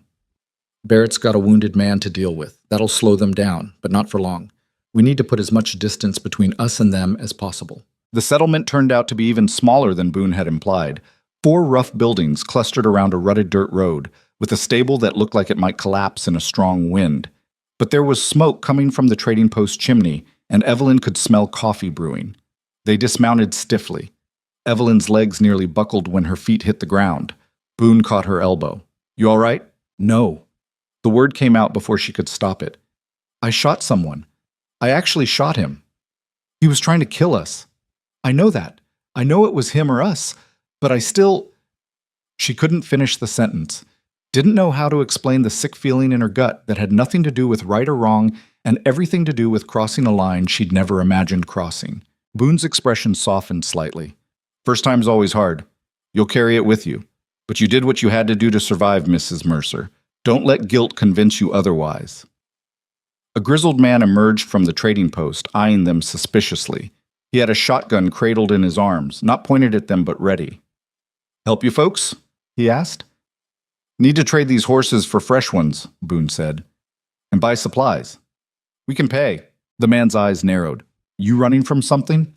"Just trying to get to Denver before the weather turns." Boone kept his voice casual, but Evelyn noticed his hand staying close to his revolver. "You got horses to sell or not?" "Might. Depends on what you're offering." They haggled for 10 minutes. Boone drove a hard bargain, and eventually they walked away with 2 fresh mounts, not as good as what they'd started with, but rested and capable. The old man threw in some dried beef, coffee, and ammunition after Boone paid extra. Inside the trading post, Evelyn washed her face and hands in a basin of cold water, trying to scrub away the grime and blood and exhaustion. When she looked in the cracked mirror hanging on the wall, she barely recognized herself. Her face was windburned and hollow-eyed, her hair tangled and wild. She looked like someone who'd been running for her life. Because that's exactly what she was. She stepped back outside to find Boone talking quietly with the old man, their voices too low to hear. Money changed hands, and the old man nodded before disappearing back into the trading post. "What was that about?" Evelyn asked. "Insurance. If Barrett and his men show up asking questions, our friend in there is going to tell them we headed south toward Colorado Springs." Boone handed her a tin cup of coffee. "Bought us a few more hours, maybe." Evelyn wrapped her frozen fingers around the cup, savoring the warmth. "How much farther to Denver?" "If we ride through the night and don't run into trouble, we could be there by tomorrow afternoon." He paused. "But we're not going to ride through the night. The horses need rest, and so do you." "I can keep going." "No, you can't. You're running on fumes." Boone's tone left no room for argument. "We'll find a place to hole up for a few hours, get some real sleep. Then we push the final stretch." "What if they catch up while we're sleeping?" "They won't. Trust me." Evelyn wanted to argue, but she was too tired. Every muscle ached, her eyes burned, and the thought of a few hours of actual sleep was almost painfully tempting. They rode out of the settlement heading northeast. The terrain here was different, rolling hills giving way to flatter land, with the massive wall of the Rockies visible to the west. Civilization was getting closer. Evelyn could see fence lines in the distance, the occasional ranch house sending up smoke. Near dusk, Boone led them to an abandoned homestead tucked into a fold between 2 hills. The cabin was half collapsed, the roof caved in on one side, but there was a stone foundation that was still solid and enough shelter from the wind to make it livable. "We'll stay here tonight," Boone said, dismounting. "It's hidden from the road, and we can see anyone coming from 3 directions." They settled the horses in what remained of the barn, then made camp inside the least damaged section of the cabin. Boone built a small fire in the stone fireplace, keeping it low and smokeless. Evelyn sat against the wall, too exhausted to even eat. Her body felt like it weighed 1,000 pounds. "You need food," Boone said, handing her some of the dried beef. She forced herself to chew and swallow. It tasted like leather, but she ate it anyway. "Tell me about the federal marshal," she said after a while. "The one in Denver who owes you a favor." "His name's Jacob Thornton. Good man as far as lawmen go. I helped him track down some outlaws a few years back, three brothers who'd been robbing stagecoaches between here and Kansas. Thornton wanted them bad, but they knew the mountains too well. I led him to their hideout. And he'll believe us about Barrett? He'll investigate. That's all we need. Boone poked at the fire. Once federal authorities start looking into Black Hollow's finances, into the miners' cooperative, into Granger's sudden wealth, it'll all fall apart. These men aren't that smart. They just got cocky because nobody questioned them. Evelyn stared at the flames. What if he doesn't believe us? What if he thinks we're just making accusations? We've got the ledger page. We've got the bullet hole in the tree. We've got your testimony about how they treated you after Caleb died. Boone met her eyes. And we've got the fact that Barrett and his men have been chasing us across the territory trying to kill us. That's not the behavior of innocent men. No, Evelyn agreed quietly. It's not. They fell into silence. Outside, the wind picked up, rattling what was left of the cabin's walls. Snow started falling again, soft flakes that drifted through the holes in the roof. Can I ask you something personal? Evelyn said. Boone's expression became guarded. You can ask. After your family died, after you made those men pay, why didn't you move on? Why stay in the mountains alone all these years? He didn't answer right away. The fire crackled and popped, and somewhere in the distance, a wolf howled.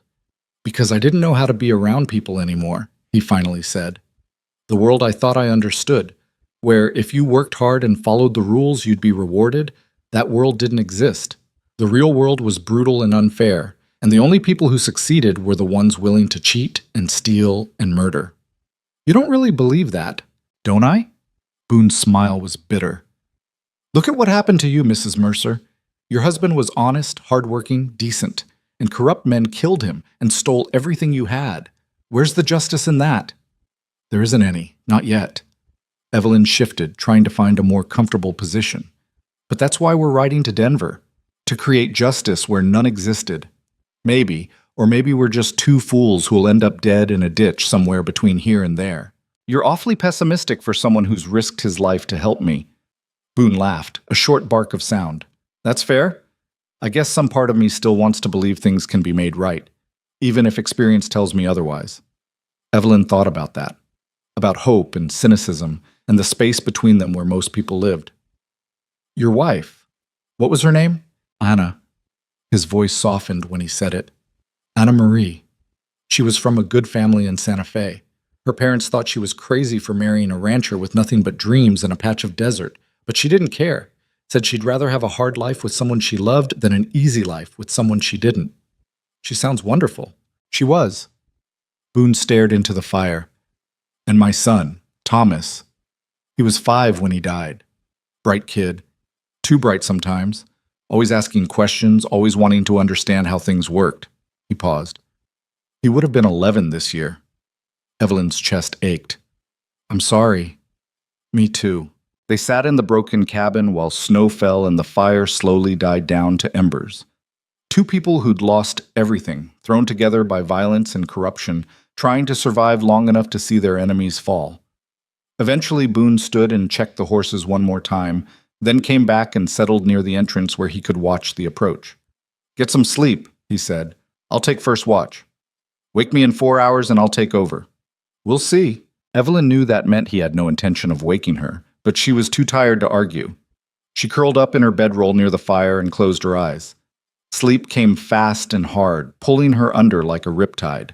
She dreamed of fire and falling, dreamed of Caleb standing at the edge of Raven's Ridge, turning to look at her one last time before stepping backward into nothing, dreamed of Sheriff Barrett's cold eyes and Mayor Granger's satisfied smile. Then the dream shifted. She was in Black Hollow's church again, sitting at that empty table while everyone whispered. But this time when Boone walked in, he wasn't alone. Caleb walked beside him, whole and alive, and they both sat down across from her. You can't give up, Caleb said. His voice sounded exactly the way she remembered it. You have to finish this. I'm trying, she told him. I know, and you're stronger than you think. She reached across the table to take his hand, but her fingers passed through him like smoke. She woke with a gasp, her heart pounding. Dawn light was filtering through the broken roof. Boone was still at his post by the entrance, alert and watchful. He glanced back when he heard her move. Bad dreams? Just dreams. Evelyn sat up, her body protesting every movement. You should have woken me. You needed the rest more than I did. He stood and stretched, his joints cracking. Besides, it was quiet. No movement all night. How far to Denver? We could make it by nightfall if we push hard, but there's something we need to talk about first. Evelyn's stomach tightened. What? Barrett knows where we're going. He's not stupid. He knows we're heading for federal authorities, which means Denver, or maybe Fort Collins. Boone moved to the fire and started coaxing it back to life. He's going to try to cut us off before we get there. How? If I were him, I'd send riders ahead on the main road. Set up an ambush somewhere between here and the city. He got the fire going and started making coffee, which means we can't take the main road. Then how do we get there? The long way, through the eastern plains, then circle back west into Denver from the south. He poured water into the battered coffee pot. Adds another day to the journey, but it's safer. Evelyn's heart sank. Another day. Another night of running and hiding and looking over their shoulders. But Boone was right. Walking into an ambush would end everything. All right, she said. We go the long way. They broke camp quickly, ate a cold breakfast, and mounted up. The new horses were less responsive than what they'd started with, but they were rested and strong. Good enough. They rode east across open country under a sky that threatened more snow. The land here was different from the mountains, flatter, more exposed, with prairie grass poking through the snow and the wind cutting across with nothing to stop it. By midday, Evelyn's face was numb from the cold. Her eyes watered constantly. The exposed skin on her hands had cracked and started bleeding despite her gloves. But she kept riding.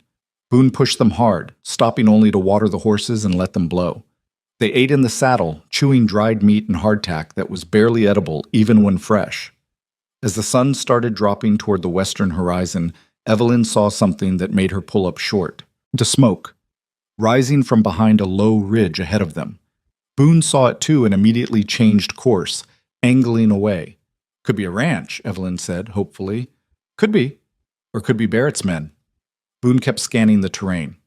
We're not finding out. They gave the smoke a wide berth, adding another hour to their journey. The sun set, and they rode through twilight and into full darkness, navigating by starlight and Boone's uncanny sense of direction. Finally, near midnight, Boone called a halt near a dry creek bed. We'll rest here until dawn, he said. No fire, it's too exposed. They huddled together against the creek bank, sharing body heat and blankets. The temperature kept dropping. Evelyn's teeth chattered so hard she thought they might crack. Tell me something, Boone said suddenly. What's the first thing you're going to do after we get to Denver and this is over? Evelyn thought about it. Find a hot bath, soak for about 3 hours. Boone chuckled. That's reasonable. What about you? Get drunk, stay drunk for a week. Also reasonable. They were quiet for a moment, then Evelyn said, I meant what I said before, about not going back to Black Hollow, even after Caleb's name is cleared. Where will you go? I don't know yet. Maybe California like we planned. Maybe somewhere else entirely. She pulled the blanket tighter. But I'm not staying in a place where everyone I knew turned their backs on me when I needed them most. That's not something you forgive. No, Boone agreed. It's not. Will you really go back to the mountains? Probably. That seems lonely. It is. He shifted position. But it's also simple. No lies, no betrayals, no complications. Just you and the land and whether you're strong enough to survive it. Sounds lonely, Evelyn repeated. Boone didn't argue. They dozed fitfully through the night, taking turns keeping watch. Every sound made Evelyn's heart jump, an animal moving through the brush, the wind knocking dead branches together, the horses shifting and snorting. But no riders appeared. No gunfire shattered the darkness. Dawn came slowly, the sky lightening from black to gray to pale blue. Evelyn woke to frost coating her blanket and Boone already up, checking the horses. How far? She asked, her voice rough from cold. 8 hours, maybe less. He handed her some jerky. If the weather holds and we don't run into trouble, we'll be in Denver before dark. They mounted up and rode south, then west as the sun climbed higher. The terrain started changing again. More settlements, more fence lines, the occasional farm or ranch, signs of civilization creeping in. By noon, they could see Denver in the distance, a sprawl of buildings nestled against the mountains, smoke from hundreds of chimneys rising into the cold air. Evelyn felt something loosen in her chest. They were going to make it. After everything, the running, the fighting, the fear, they were actually going to make it. Then Boone suddenly pulled up, his hand going to his rifle. "What is it?" Evelyn asked. "Riders, coming up fast from the west." Evelyn turned and saw them, 4 men on horseback, riding hard in their direction. "Is it them?" Boone squinted against the sun. "Can't tell yet. But we're not waiting to find out. Ride." They took off at a gallop, racing for Denver. The city was maybe 3 miles away now, close enough to see individual buildings, close enough that if they could just reach the outskirts, they'd have witnesses, safety, law that wasn't corrupt. Behind them, the riders were gaining ground. Evelyn leaned forward over her horse's neck, urging the animal faster. The mare was exhausted, running on pure heart at this point, but she kept going. The gap was closing, a quarter mile, 200 yards. Gunfire cracked behind them. A bullet whined past Evelyn's head. "Almost there," Boone shouted. "Don't stop!" They thundered past the first outlying buildings. A warehouse, a lumber yard, houses with people stopping to stare at the commotion. More gunfire, and someone screamed. Then they were in the streets proper, horses scattering, people diving for cover. Boone led them through a maze of alleys and side streets, until finally pulling up behind a large brick building. They dismounted fast, both breathing hard. "The marshal's office is 3 blocks north," Boone said. "We walk there. Quick, but not running. If we run, we look guilty." They emerged from the alley onto a busy street. Denver was bigger than Evelyn had imagined. 3-story buildings, paved streets, electric lights starting to come on as dusk approached. People everywhere, going about their business. She caught sight of their reflection in a shop window and almost didn't recognize herself. She looked wild, dangerous, like someone who'd ridden through hell and come out the other side. Maybe that's exactly what she was. They found the federal marshal's office on a corner near the courthouse. It was a sturdy brick building with bars on the windows and a sign that read, U.S. Marshal, District of Colorado. Boone pushed through the door. Inside, a young deputy sat at a desk, going through paperwork. He looked up when they entered, his expression shifting from bored to alarmed. "Can I help you?" he asked, standing up and putting his hand near his sidearm. "We need to see Marshal Thornton," Boone said. "It's urgent." "The marshal's not available right now. You can leave a message. Tell him Boone Callahan is here. He'll see me." The deputy's eyes widened slightly. "Wait here." He disappeared through a back door. Evelyn and Boone stood in the office, dripping melted snow on the wooden floor, looking like refugees from a war. The door opened again, and a man emerged. He was in his 50s, with silver hair and sharp blue eyes that took in everything at once. He wore a marshal's badge and a confident bearing that suggested he could handle whatever came through his door. "Boone Callahan," the man said. "Didn't expect to see you again." "Hello, Jacob." Boone gestured to Evelyn. "This is Mrs. Evelyn Mercer. We need to talk to you about murder, corruption, and a town called Black Hollow." Marshal Thornton studied them both for a long moment. Then he nodded and stepped back. "Come on back, and tell me everything." They followed him into a private office. As Evelyn sat down in a real chair for the first time in days, she felt the exhaustion hit her like a physical weight. But they'd made it. They were safe. And now, finally, the truth was going to come out. Marshal Thornton's office was warm and solid, the kind of space that made Evelyn realize just how cold and exhausted she really was. Her hands wouldn't stop shaking as she sat in the leather chair across from his desk. Boone stood near the window, watching the street below with the wariness of a man who'd learned never to relax. Thornton settled into his own chair and folded his hands on the desk. Start from the beginning. So they did. Evelyn told him about Caleb's death, about the accusations of theft, about 4 months of being treated like a criminal in her own town. Boone described what he'd witnessed at Raven's Ridge, the 3 riders, the gunshot, finding Caleb's body at the bottom of the cliff with evidence of murder all around. When Boone pulled out the leather pouch and handed over the torn ledger page, Thornton's expression hardened. He studied the document for a long time, his jaw working. "This shows Mayor Granger withdrawing the cooperative's gold 2 weeks before your husband died. And then blaming Caleb for stealing it," Evelyn said. Her voice came out steadier than she felt.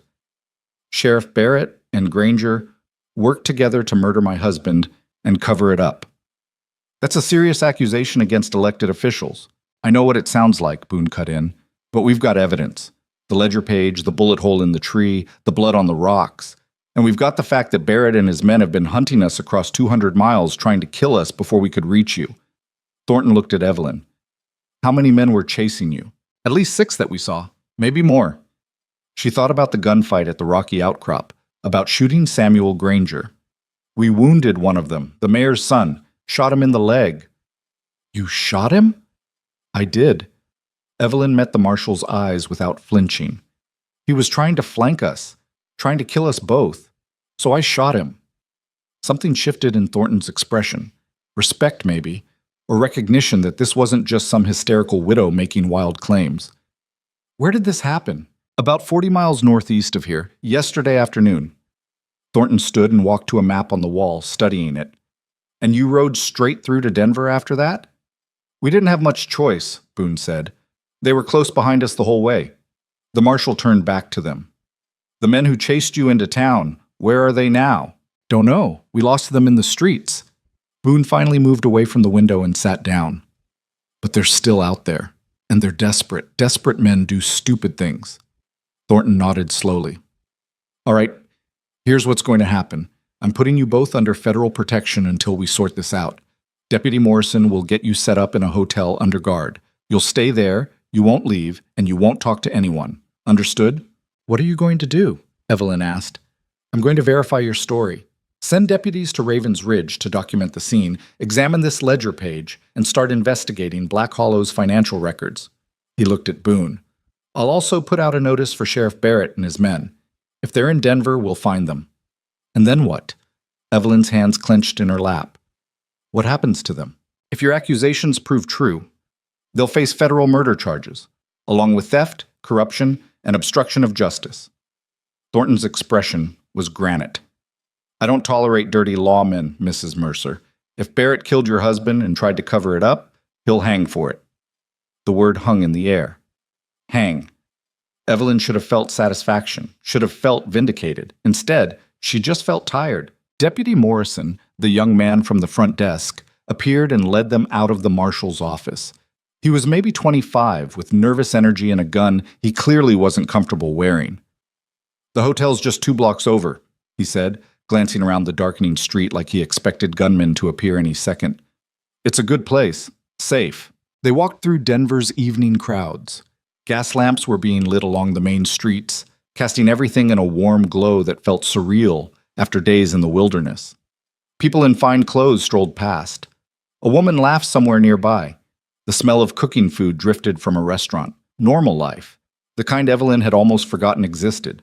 The hotel was called The Landmark, a 3-story brick building with a respectable entrance and a clerk who looked at their disheveled appearance with barely concealed distaste. But Morrison flashed his badge and said something about federal business, and suddenly they had a room on the 2nd floor with 2 beds and a lock on the door. I'll be right outside, Morrison said. You need anything? Just knock. Then they were alone. Evelyn stood in the middle of the room, looking at the real beds with clean sheets, the wash basin with actual hot water steaming in the pitcher, the window with curtains that weren't torn or moth-eaten. I need to sit down, she said, and then her legs gave out. Boone caught her before she hit the floor and guided her to one of the beds. She sat there, her whole body shaking, while he poured water into the basin. Wash up, he said gently. You'll feel better. Evelyn nodded but didn't move. She couldn't. Now that they'd stopped running, now that they were safe, everything was catching up to her at once. The fear, the exhaustion, the violence. It all crashed down like an avalanche. I killed someone, she whispered. I shot a man and I didn't even hesitate. Boone crouched in front of her. You defended yourself. There's a difference. Is there? Because it doesn't feel different. It just feels like I crossed a line I can never uncross. You did what you had to do to survive. That's not murder, Mrs. Mercer. That's justice. Justice. Evelyn laughed, but it came out bitter. Is that what this is? Because it feels more like revenge. Maybe it's both. Boone stood and moved to the window, checking the street below. And maybe that's not a bad thing. Sometimes the only way to get justice is to fight for it yourself. Evelyn finally managed to stand and walk to the wash basin. She splashed hot water on her face, scrubbed at the dirt and blood and exhaustion. When she looked in the mirror, she saw a stranger staring back. Someone harder. Someone who'd been broken and reforged into something new. someone who'd survived. Behind her, Boone settled into a chair near the door, his rifle across his lap. Even here, in a locked room with a deputy standing guard outside, he couldn't fully relax. "You should sleep," he said. "Real sleep. In a real bed." "What about you?" "I'll keep watch." "Boone, I'm not arguing about this." His tone was final. "Sleep. I'll wake you if anything happens." Evelyn was too exhausted to fight. She kicked off her boots and lay down on the bed, not even bothering to get under the covers. The mattress felt impossibly soft after days of sleeping on frozen ground. She closed her eyes, expecting to lie awake replaying everything that had happened, but sleep pulled her under within seconds. She woke to daylight streaming through the window and the smell of coffee. Boone was still in the chair by the door, looking like he hadn't moved all night. A tray sat on the small table: coffee, bread, eggs, bacon. Real food. "Marshall sent it up about an hour ago," Boone said. "Figured you needed to eat." Evelyn sat up, wincing. Every muscle in her body ached, but it was a different kind of pain than before. Not the desperate running for your life pain. Just the aftermath. She ate mechanically, forcing food down even though her stomach was still knotted with anxiety. "Did anything happen during the night?" "Deputy changed shifts around midnight. Marshall stopped by around dawn to say they're sending a team to Raven's Ridge today. Should have confirmation of our story within a week." "A week?" Evelyn set down her coffee cup.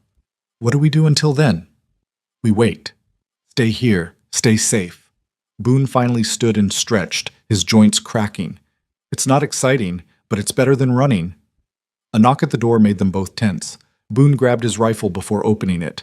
Marshal Thornton stood in the hallway, his expression grim. "We need to talk." He came inside and closed the door behind him. Barrett and his men were spotted in Denver last night. They're staying at a boarding house on the east side of town. Evelyn's stomach dropped. "They followed us here." "Looks that way. I've got deputies watching the place, but I can't arrest them without cause.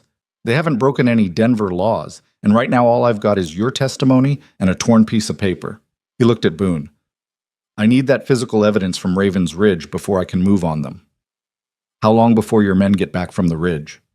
4 days minimum, maybe 5 depending on weather." "That's too long," Boone said flatly. "Barrett's not going to sit around waiting for us to build a case against him. He's going to make a move." "Which is why you're staying here under guard." Thornton's tone left no room for argument. "Barrett tries anything in Denver, he'll be dealing with federal law. He's not that stupid." But Evelyn could see the doubt in the marshal's eyes. Barrett was desperate, and desperate men did desperate things. After Thornton left, the day crawled by with agonizing slowness. Evelyn paced the room, unable to settle. Every sound in the hallway made her jump. Every shadow outside the window looked like a threat. By evening, she was ready to climb the walls.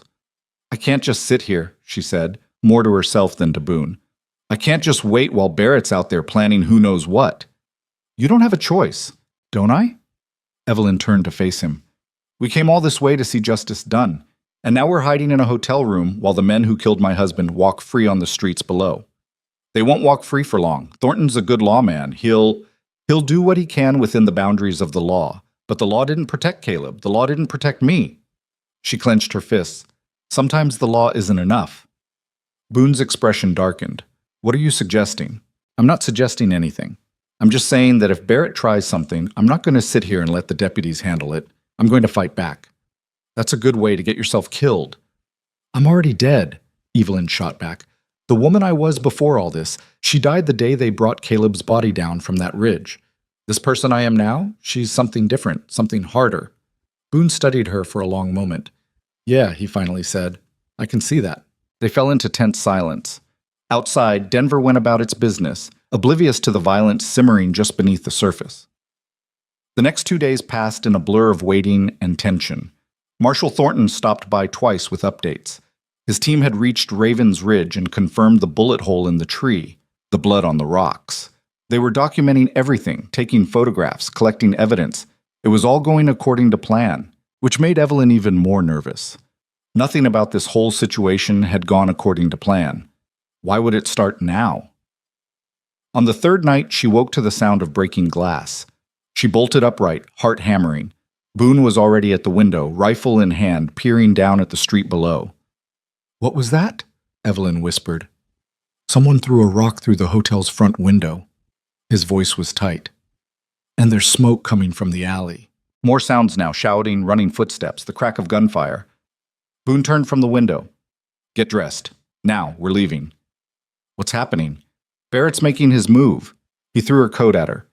He's creating chaos so he can get to us in the confusion. We need to go before...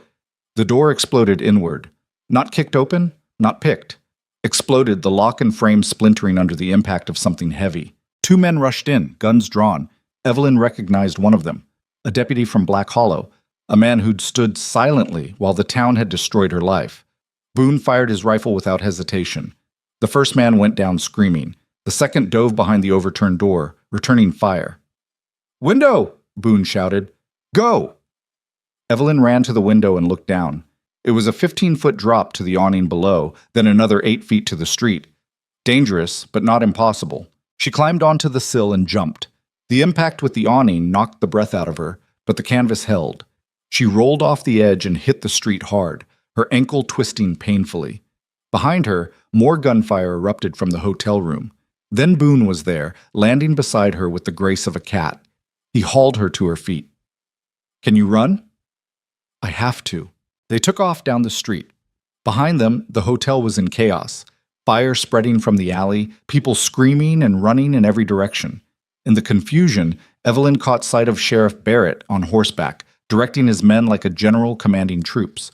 This wasn't just a desperate attempt to silence them. This was a full assault. Boone pulled her into an alley, then another, navigating the maze of Denver's back streets with the same instinct he'd used in the mountains.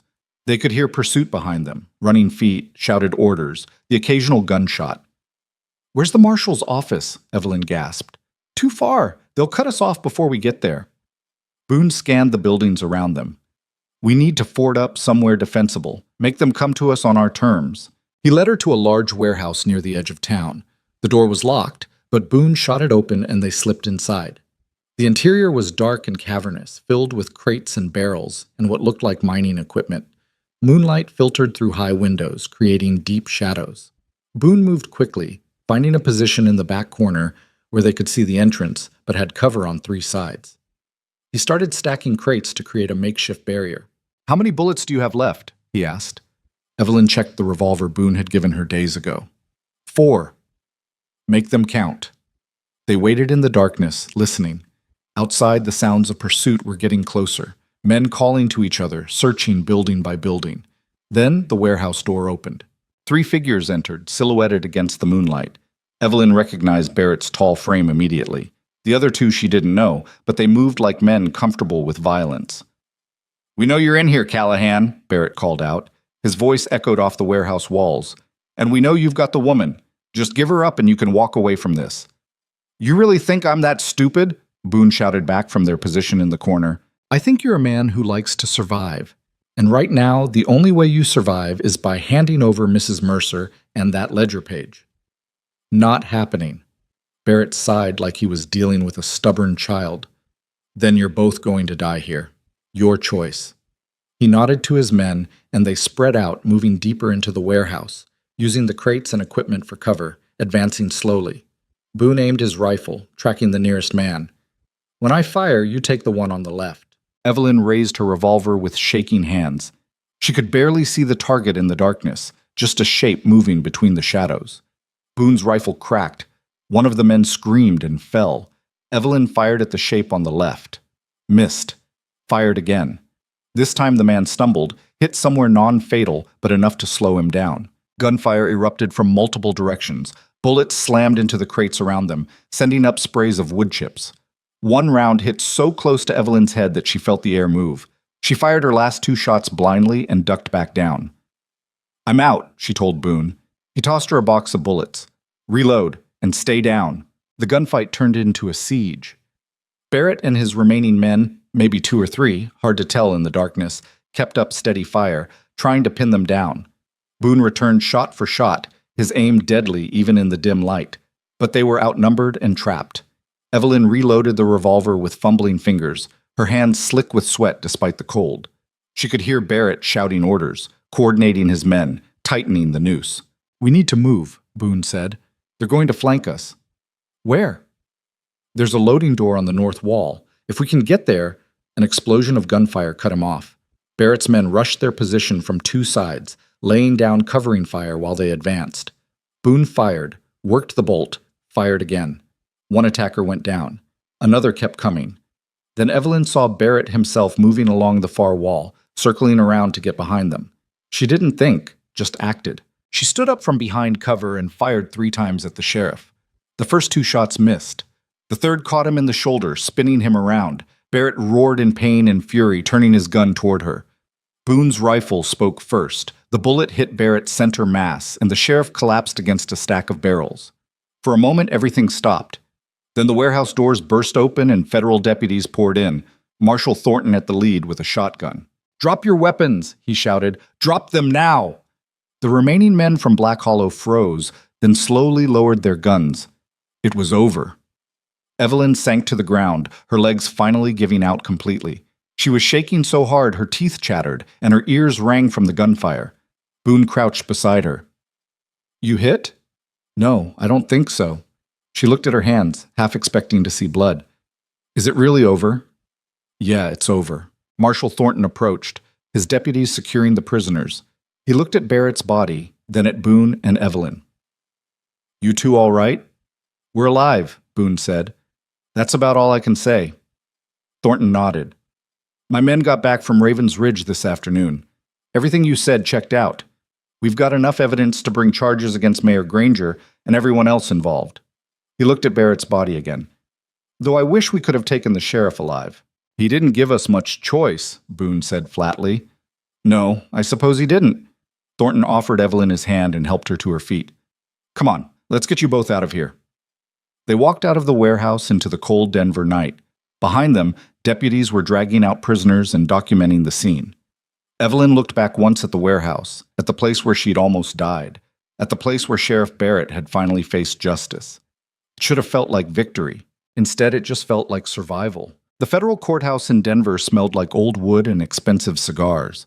Evelyn sat in the witness gallery watching Mayor Silas Granger's trial, her hands folded in her lap, her spine straight despite the exhaustion that had become her constant companion over the past 3 weeks. Granger looked smaller than she remembered. Sitting at the defendant's table in his expensive suit, hands manacled in front of him, the man who'd once run Black Hollow like his personal kingdom looked like exactly what he was, a thief and a coward who'd gotten caught. The prosecutor, a sharp-eyed man named Patterson, was methodically dismantling Granger's defense. He held up the ledger page, the same one Boone had kept safe through hundreds of miles of running and fighting. "This is your signature, is it not, Mr. Granger?" "It could be forged," Granger said, but his voice lacked conviction. "Forged by whom? Your handwriting expert already testified it's authentic." Patterson walked closer to the jury. "You withdrew $3,000 in gold from the Miners Cooperative 2 weeks before Caleb Mercer was murdered. Then you claim Mr. Mercer stole that same gold. Why?" "I didn't. I was going to invest it for the cooperative's benefit." "Really? Then why didn't you document this supposed investment? Why didn't you tell the miners?" Granger's lawyer objected, but the damage was done. The jury looked at the mayor with the same disgust Evelyn felt churning in her gut. She'd already testified. Had spent 2 days on the stand answering questions about Caleb, about the accusations, about being treated like a criminal in her own town. It had been brutal, reliving everything in front of strangers, but she'd done it. Had looked Granger in the eye and told the truth about what he'd stolen from her. The defense had tried to paint her as a vengeful widow making wild accusations, but Marshal Thornton's evidence was too solid. The bullet hole in the tree at Raven's Ridge, the blood samples, the financial records showing Granger's sudden wealth appearing right after the gold disappeared. The testimony from Barrett's surviving deputies who turned on their dead sheriff and the mayor to save their own necks. It all added up to murder, theft, and conspiracy. The trial lasted 6 days. The jury deliberated for less than 3 hours. Guilty on all counts. Evelyn watched Granger's face when the verdict was read. She waited to feel satisfaction, vindication, justice. Instead, she just felt hollow. Caleb was still dead. 4 months of her life were still gone, and no verdict could give her back what had been taken. Outside the courthouse, reporters swarmed. They'd been following the trial closely, turning it into a sensation. The corrupt small-town mayor and sheriff who'd murdered an innocent man. The widow who'd fought back with help from a mysterious mountain man. It made for good copy. Evelyn pushed through them without answering questions. Boone materialized at her elbow, creating a barrier between her and the hungry press. "You all right?" he asked once they'd escaped into a quiet side street. "I don't know what I am." Evelyn leaned against a brick wall, suddenly exhausted. "I thought the verdict would feel different, better, somehow. Justice doesn't heal wounds, it just stops them from getting worse." She looked at him. In the 3 weeks since the warehouse shootout, Boone had stayed in Denver, testified at the trial, made sure she was safe. But Evelyn could see the restlessness in him, the way he watched the mountains visible in the distance like a prisoner watching freedom. "When are you leaving?" she asked. Boone didn't pretend not to understand. "Soon, maybe tomorrow. Back to the mountains." "Yeah. Alone." He met her eyes. "That's the plan." Evelyn wanted to argue, wanted to ask him why he'd stay isolated when he could have something else. But she recognized the look on his face. It was the same one she saw in the mirror every morning, someone who'd been broken by loss and didn't quite trust the world anymore. "What about you?" Boone asked. "What happens now?" "Marshall Thornton said the cooperative's releasing Caleb's back shares to me, with interest. It's not a fortune, but it's enough to start over somewhere." She pushed off from the wall. "I meant what I said before. I'm not going back to Black Hollow." "Good. That place has nothing for you but bad memories." They walked back to the hotel in silence. The landmark had repaired the damage from the fire and offered Evelyn a free room for as long as she needed it. Good publicity, having the famous widow from the trial staying there. In the lobby, a telegram was waiting for her. Evelyn opened it with shaking hands, though she didn't know why. There was no one left who'd be sending her messages. No family, no friends. Everyone she'd once known had turned their backs. The telegram was from Black Hollow. From a woman named Margaret Henshaw, someone Evelyn vaguely remembered from the cooperative's wives' auxiliary. It read, "We were wrong about Caleb. We were wrong about you. Please come home. We want to make this right." Evelyn stared at the words for a long moment, then crumpled the paper and threw it in the trash. "What was that?" Boone asked. "People from Black Hollow wanting forgiveness they don't deserve." She headed for the stairs. "I'm going to rest. You should too." But sleep didn't come. Evelyn lay in the dark room thinking about the telegram, about Margaret Henshaw and all the others who'd watched her suffer in silence and done nothing. Now that Caleb's name was cleared, now that the truth was public, they wanted to absolve themselves, wanted her to come back and pretend the last 4 months hadn't happened, like she could ever forget, like she could ever forgive. The next morning, Evelyn woke to find Boone already gone. She dressed quickly and went downstairs, half expecting to find him in the dining room. Instead, there was just a note waiting at the front desk. "Had to take care of some things. Back by evening. B." Evelyn spent the day walking through Denver trying to figure out what came next. The city was big and bustling, full of opportunity for someone with enough money to take advantage of it. She could stay here, find work, build a new life. But Denver held too many memories now. The warehouse shootout, the trial, the constant reminder of everything she'd lost. California kept calling to her, the place Caleb had always dreamed about, wide open spaces and new beginnings, and a chance to be someone other than the widow from Black Hollow. By late afternoon, she'd made up her mind. She was buying a train ticket at the station when Boone found her. "Going somewhere?" he asked. "San Francisco, tomorrow morning." Evelyn pocketed the ticket. "There's nothing keeping me here anymore." Boone nodded slowly. "Makes sense, fresh start." "What about you? Still heading back to the mountains?" "That was the plan." He paused. "But I've been thinking, maybe it's time for something different." Evelyn's heart did a strange little jump. "Different how?" "I don't know yet. Just different." He looked uncomfortable, like he was trying to work out something he didn't quite understand.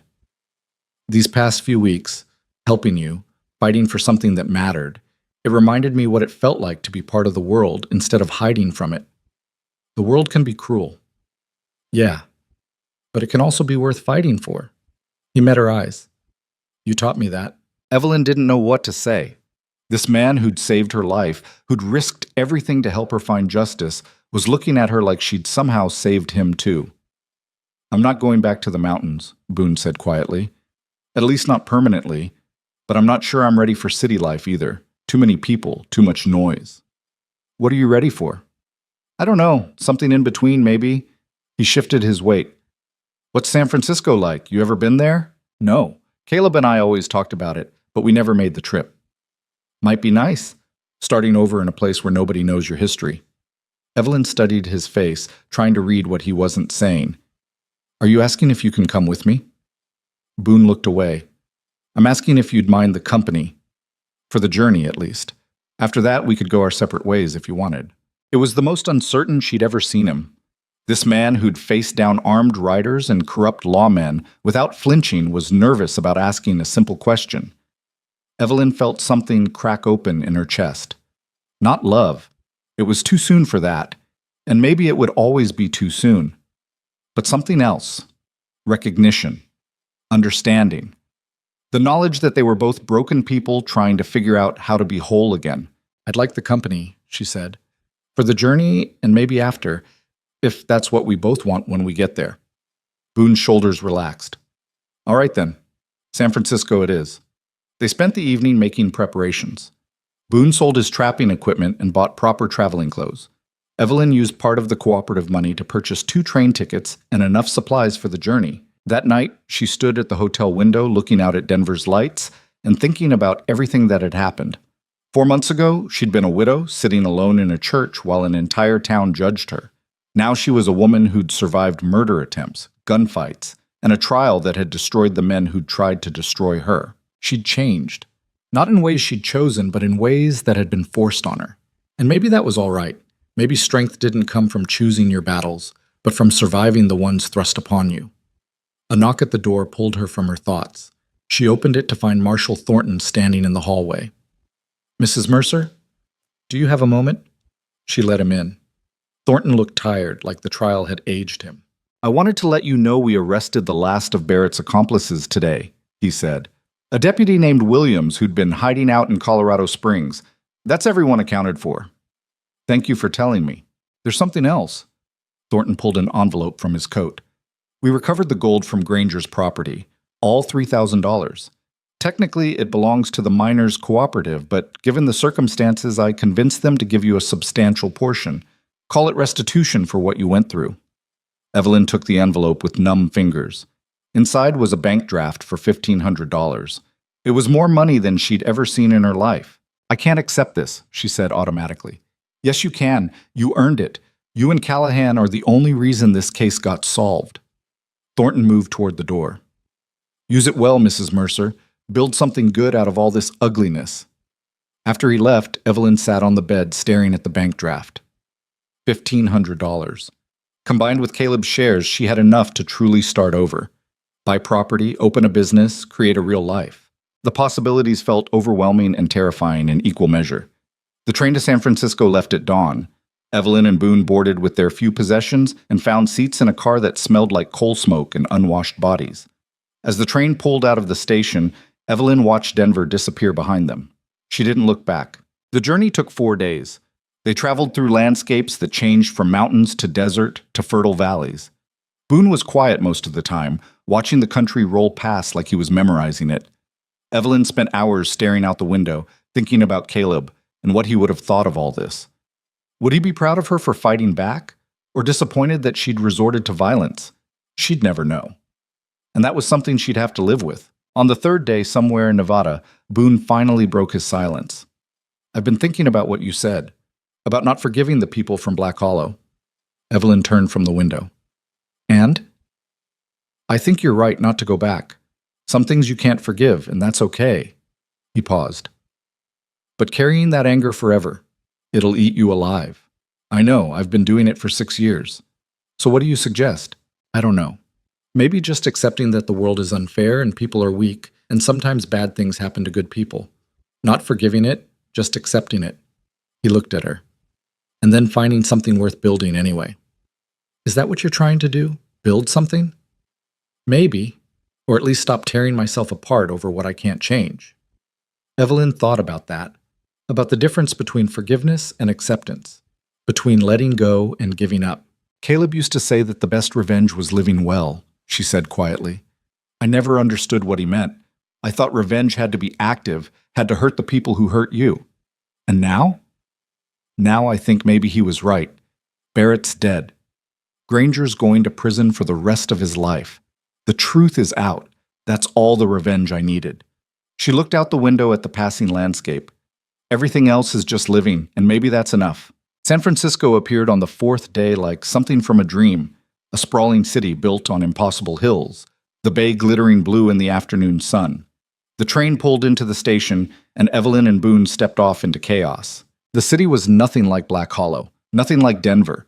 It was huge and loud and full of people from every corner of the world.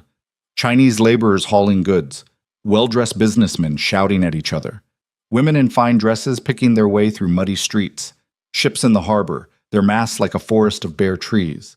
It was overwhelming and exhilarating and terrifying all at once.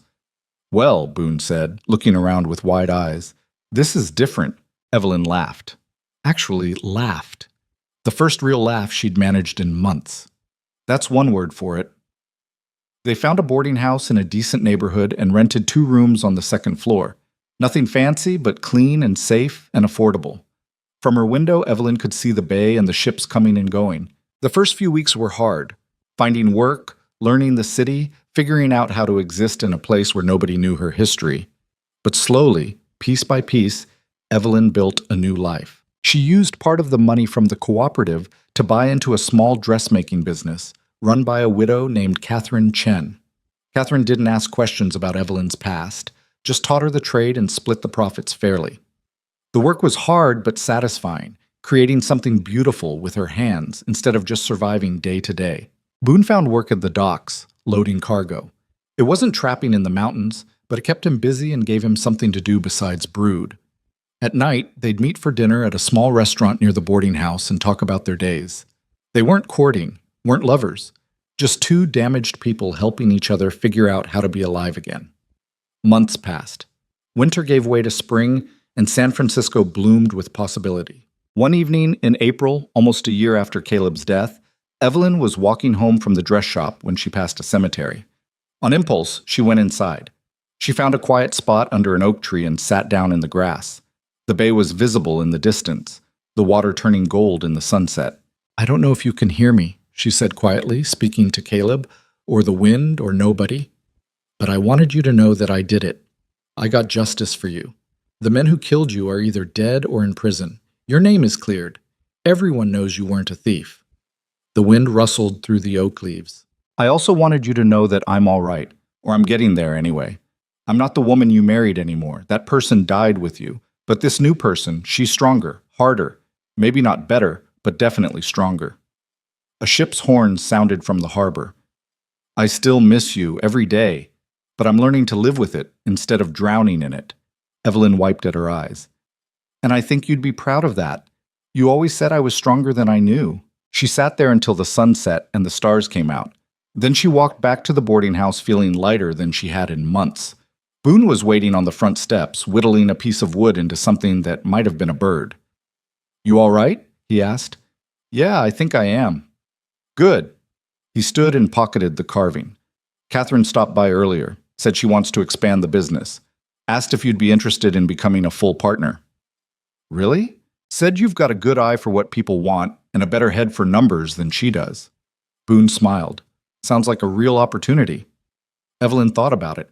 A full partnership meant investing more money, taking more risk, but it also meant building something real, something that was hers. "I think I'll do it," she said. "Good. You should."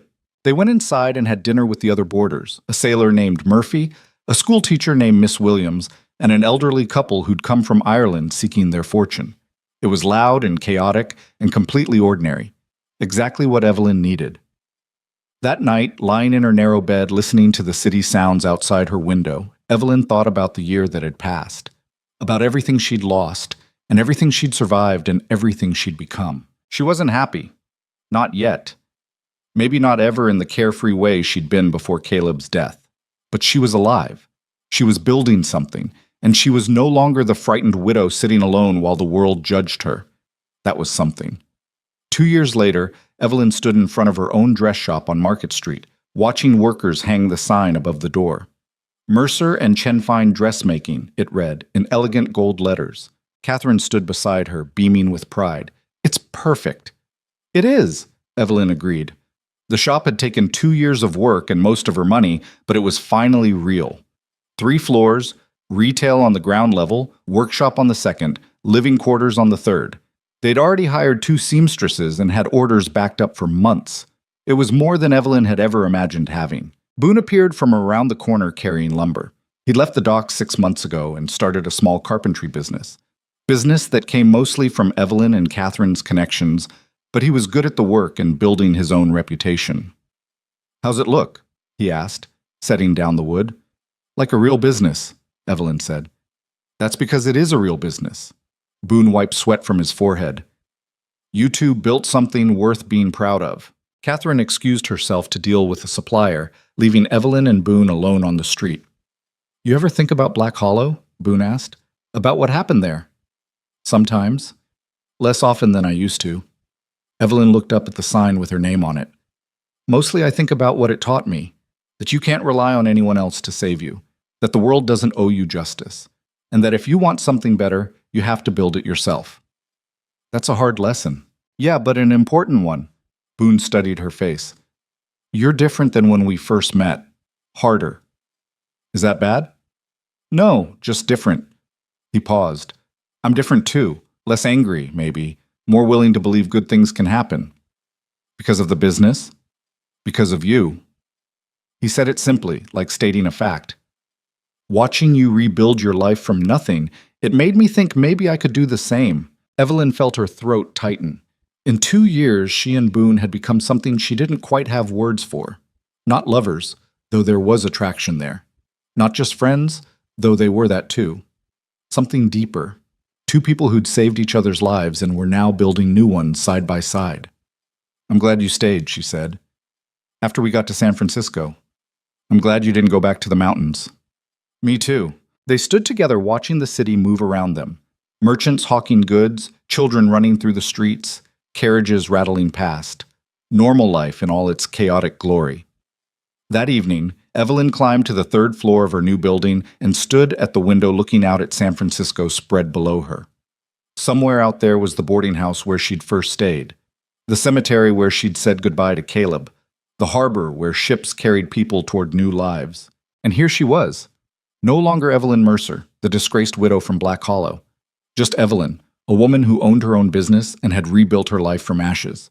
It wasn't the life she'd planned, it wasn't the life she'd wanted, but it was hers, earned through blood and courage and refusing to break even when the world tried its hardest to destroy her.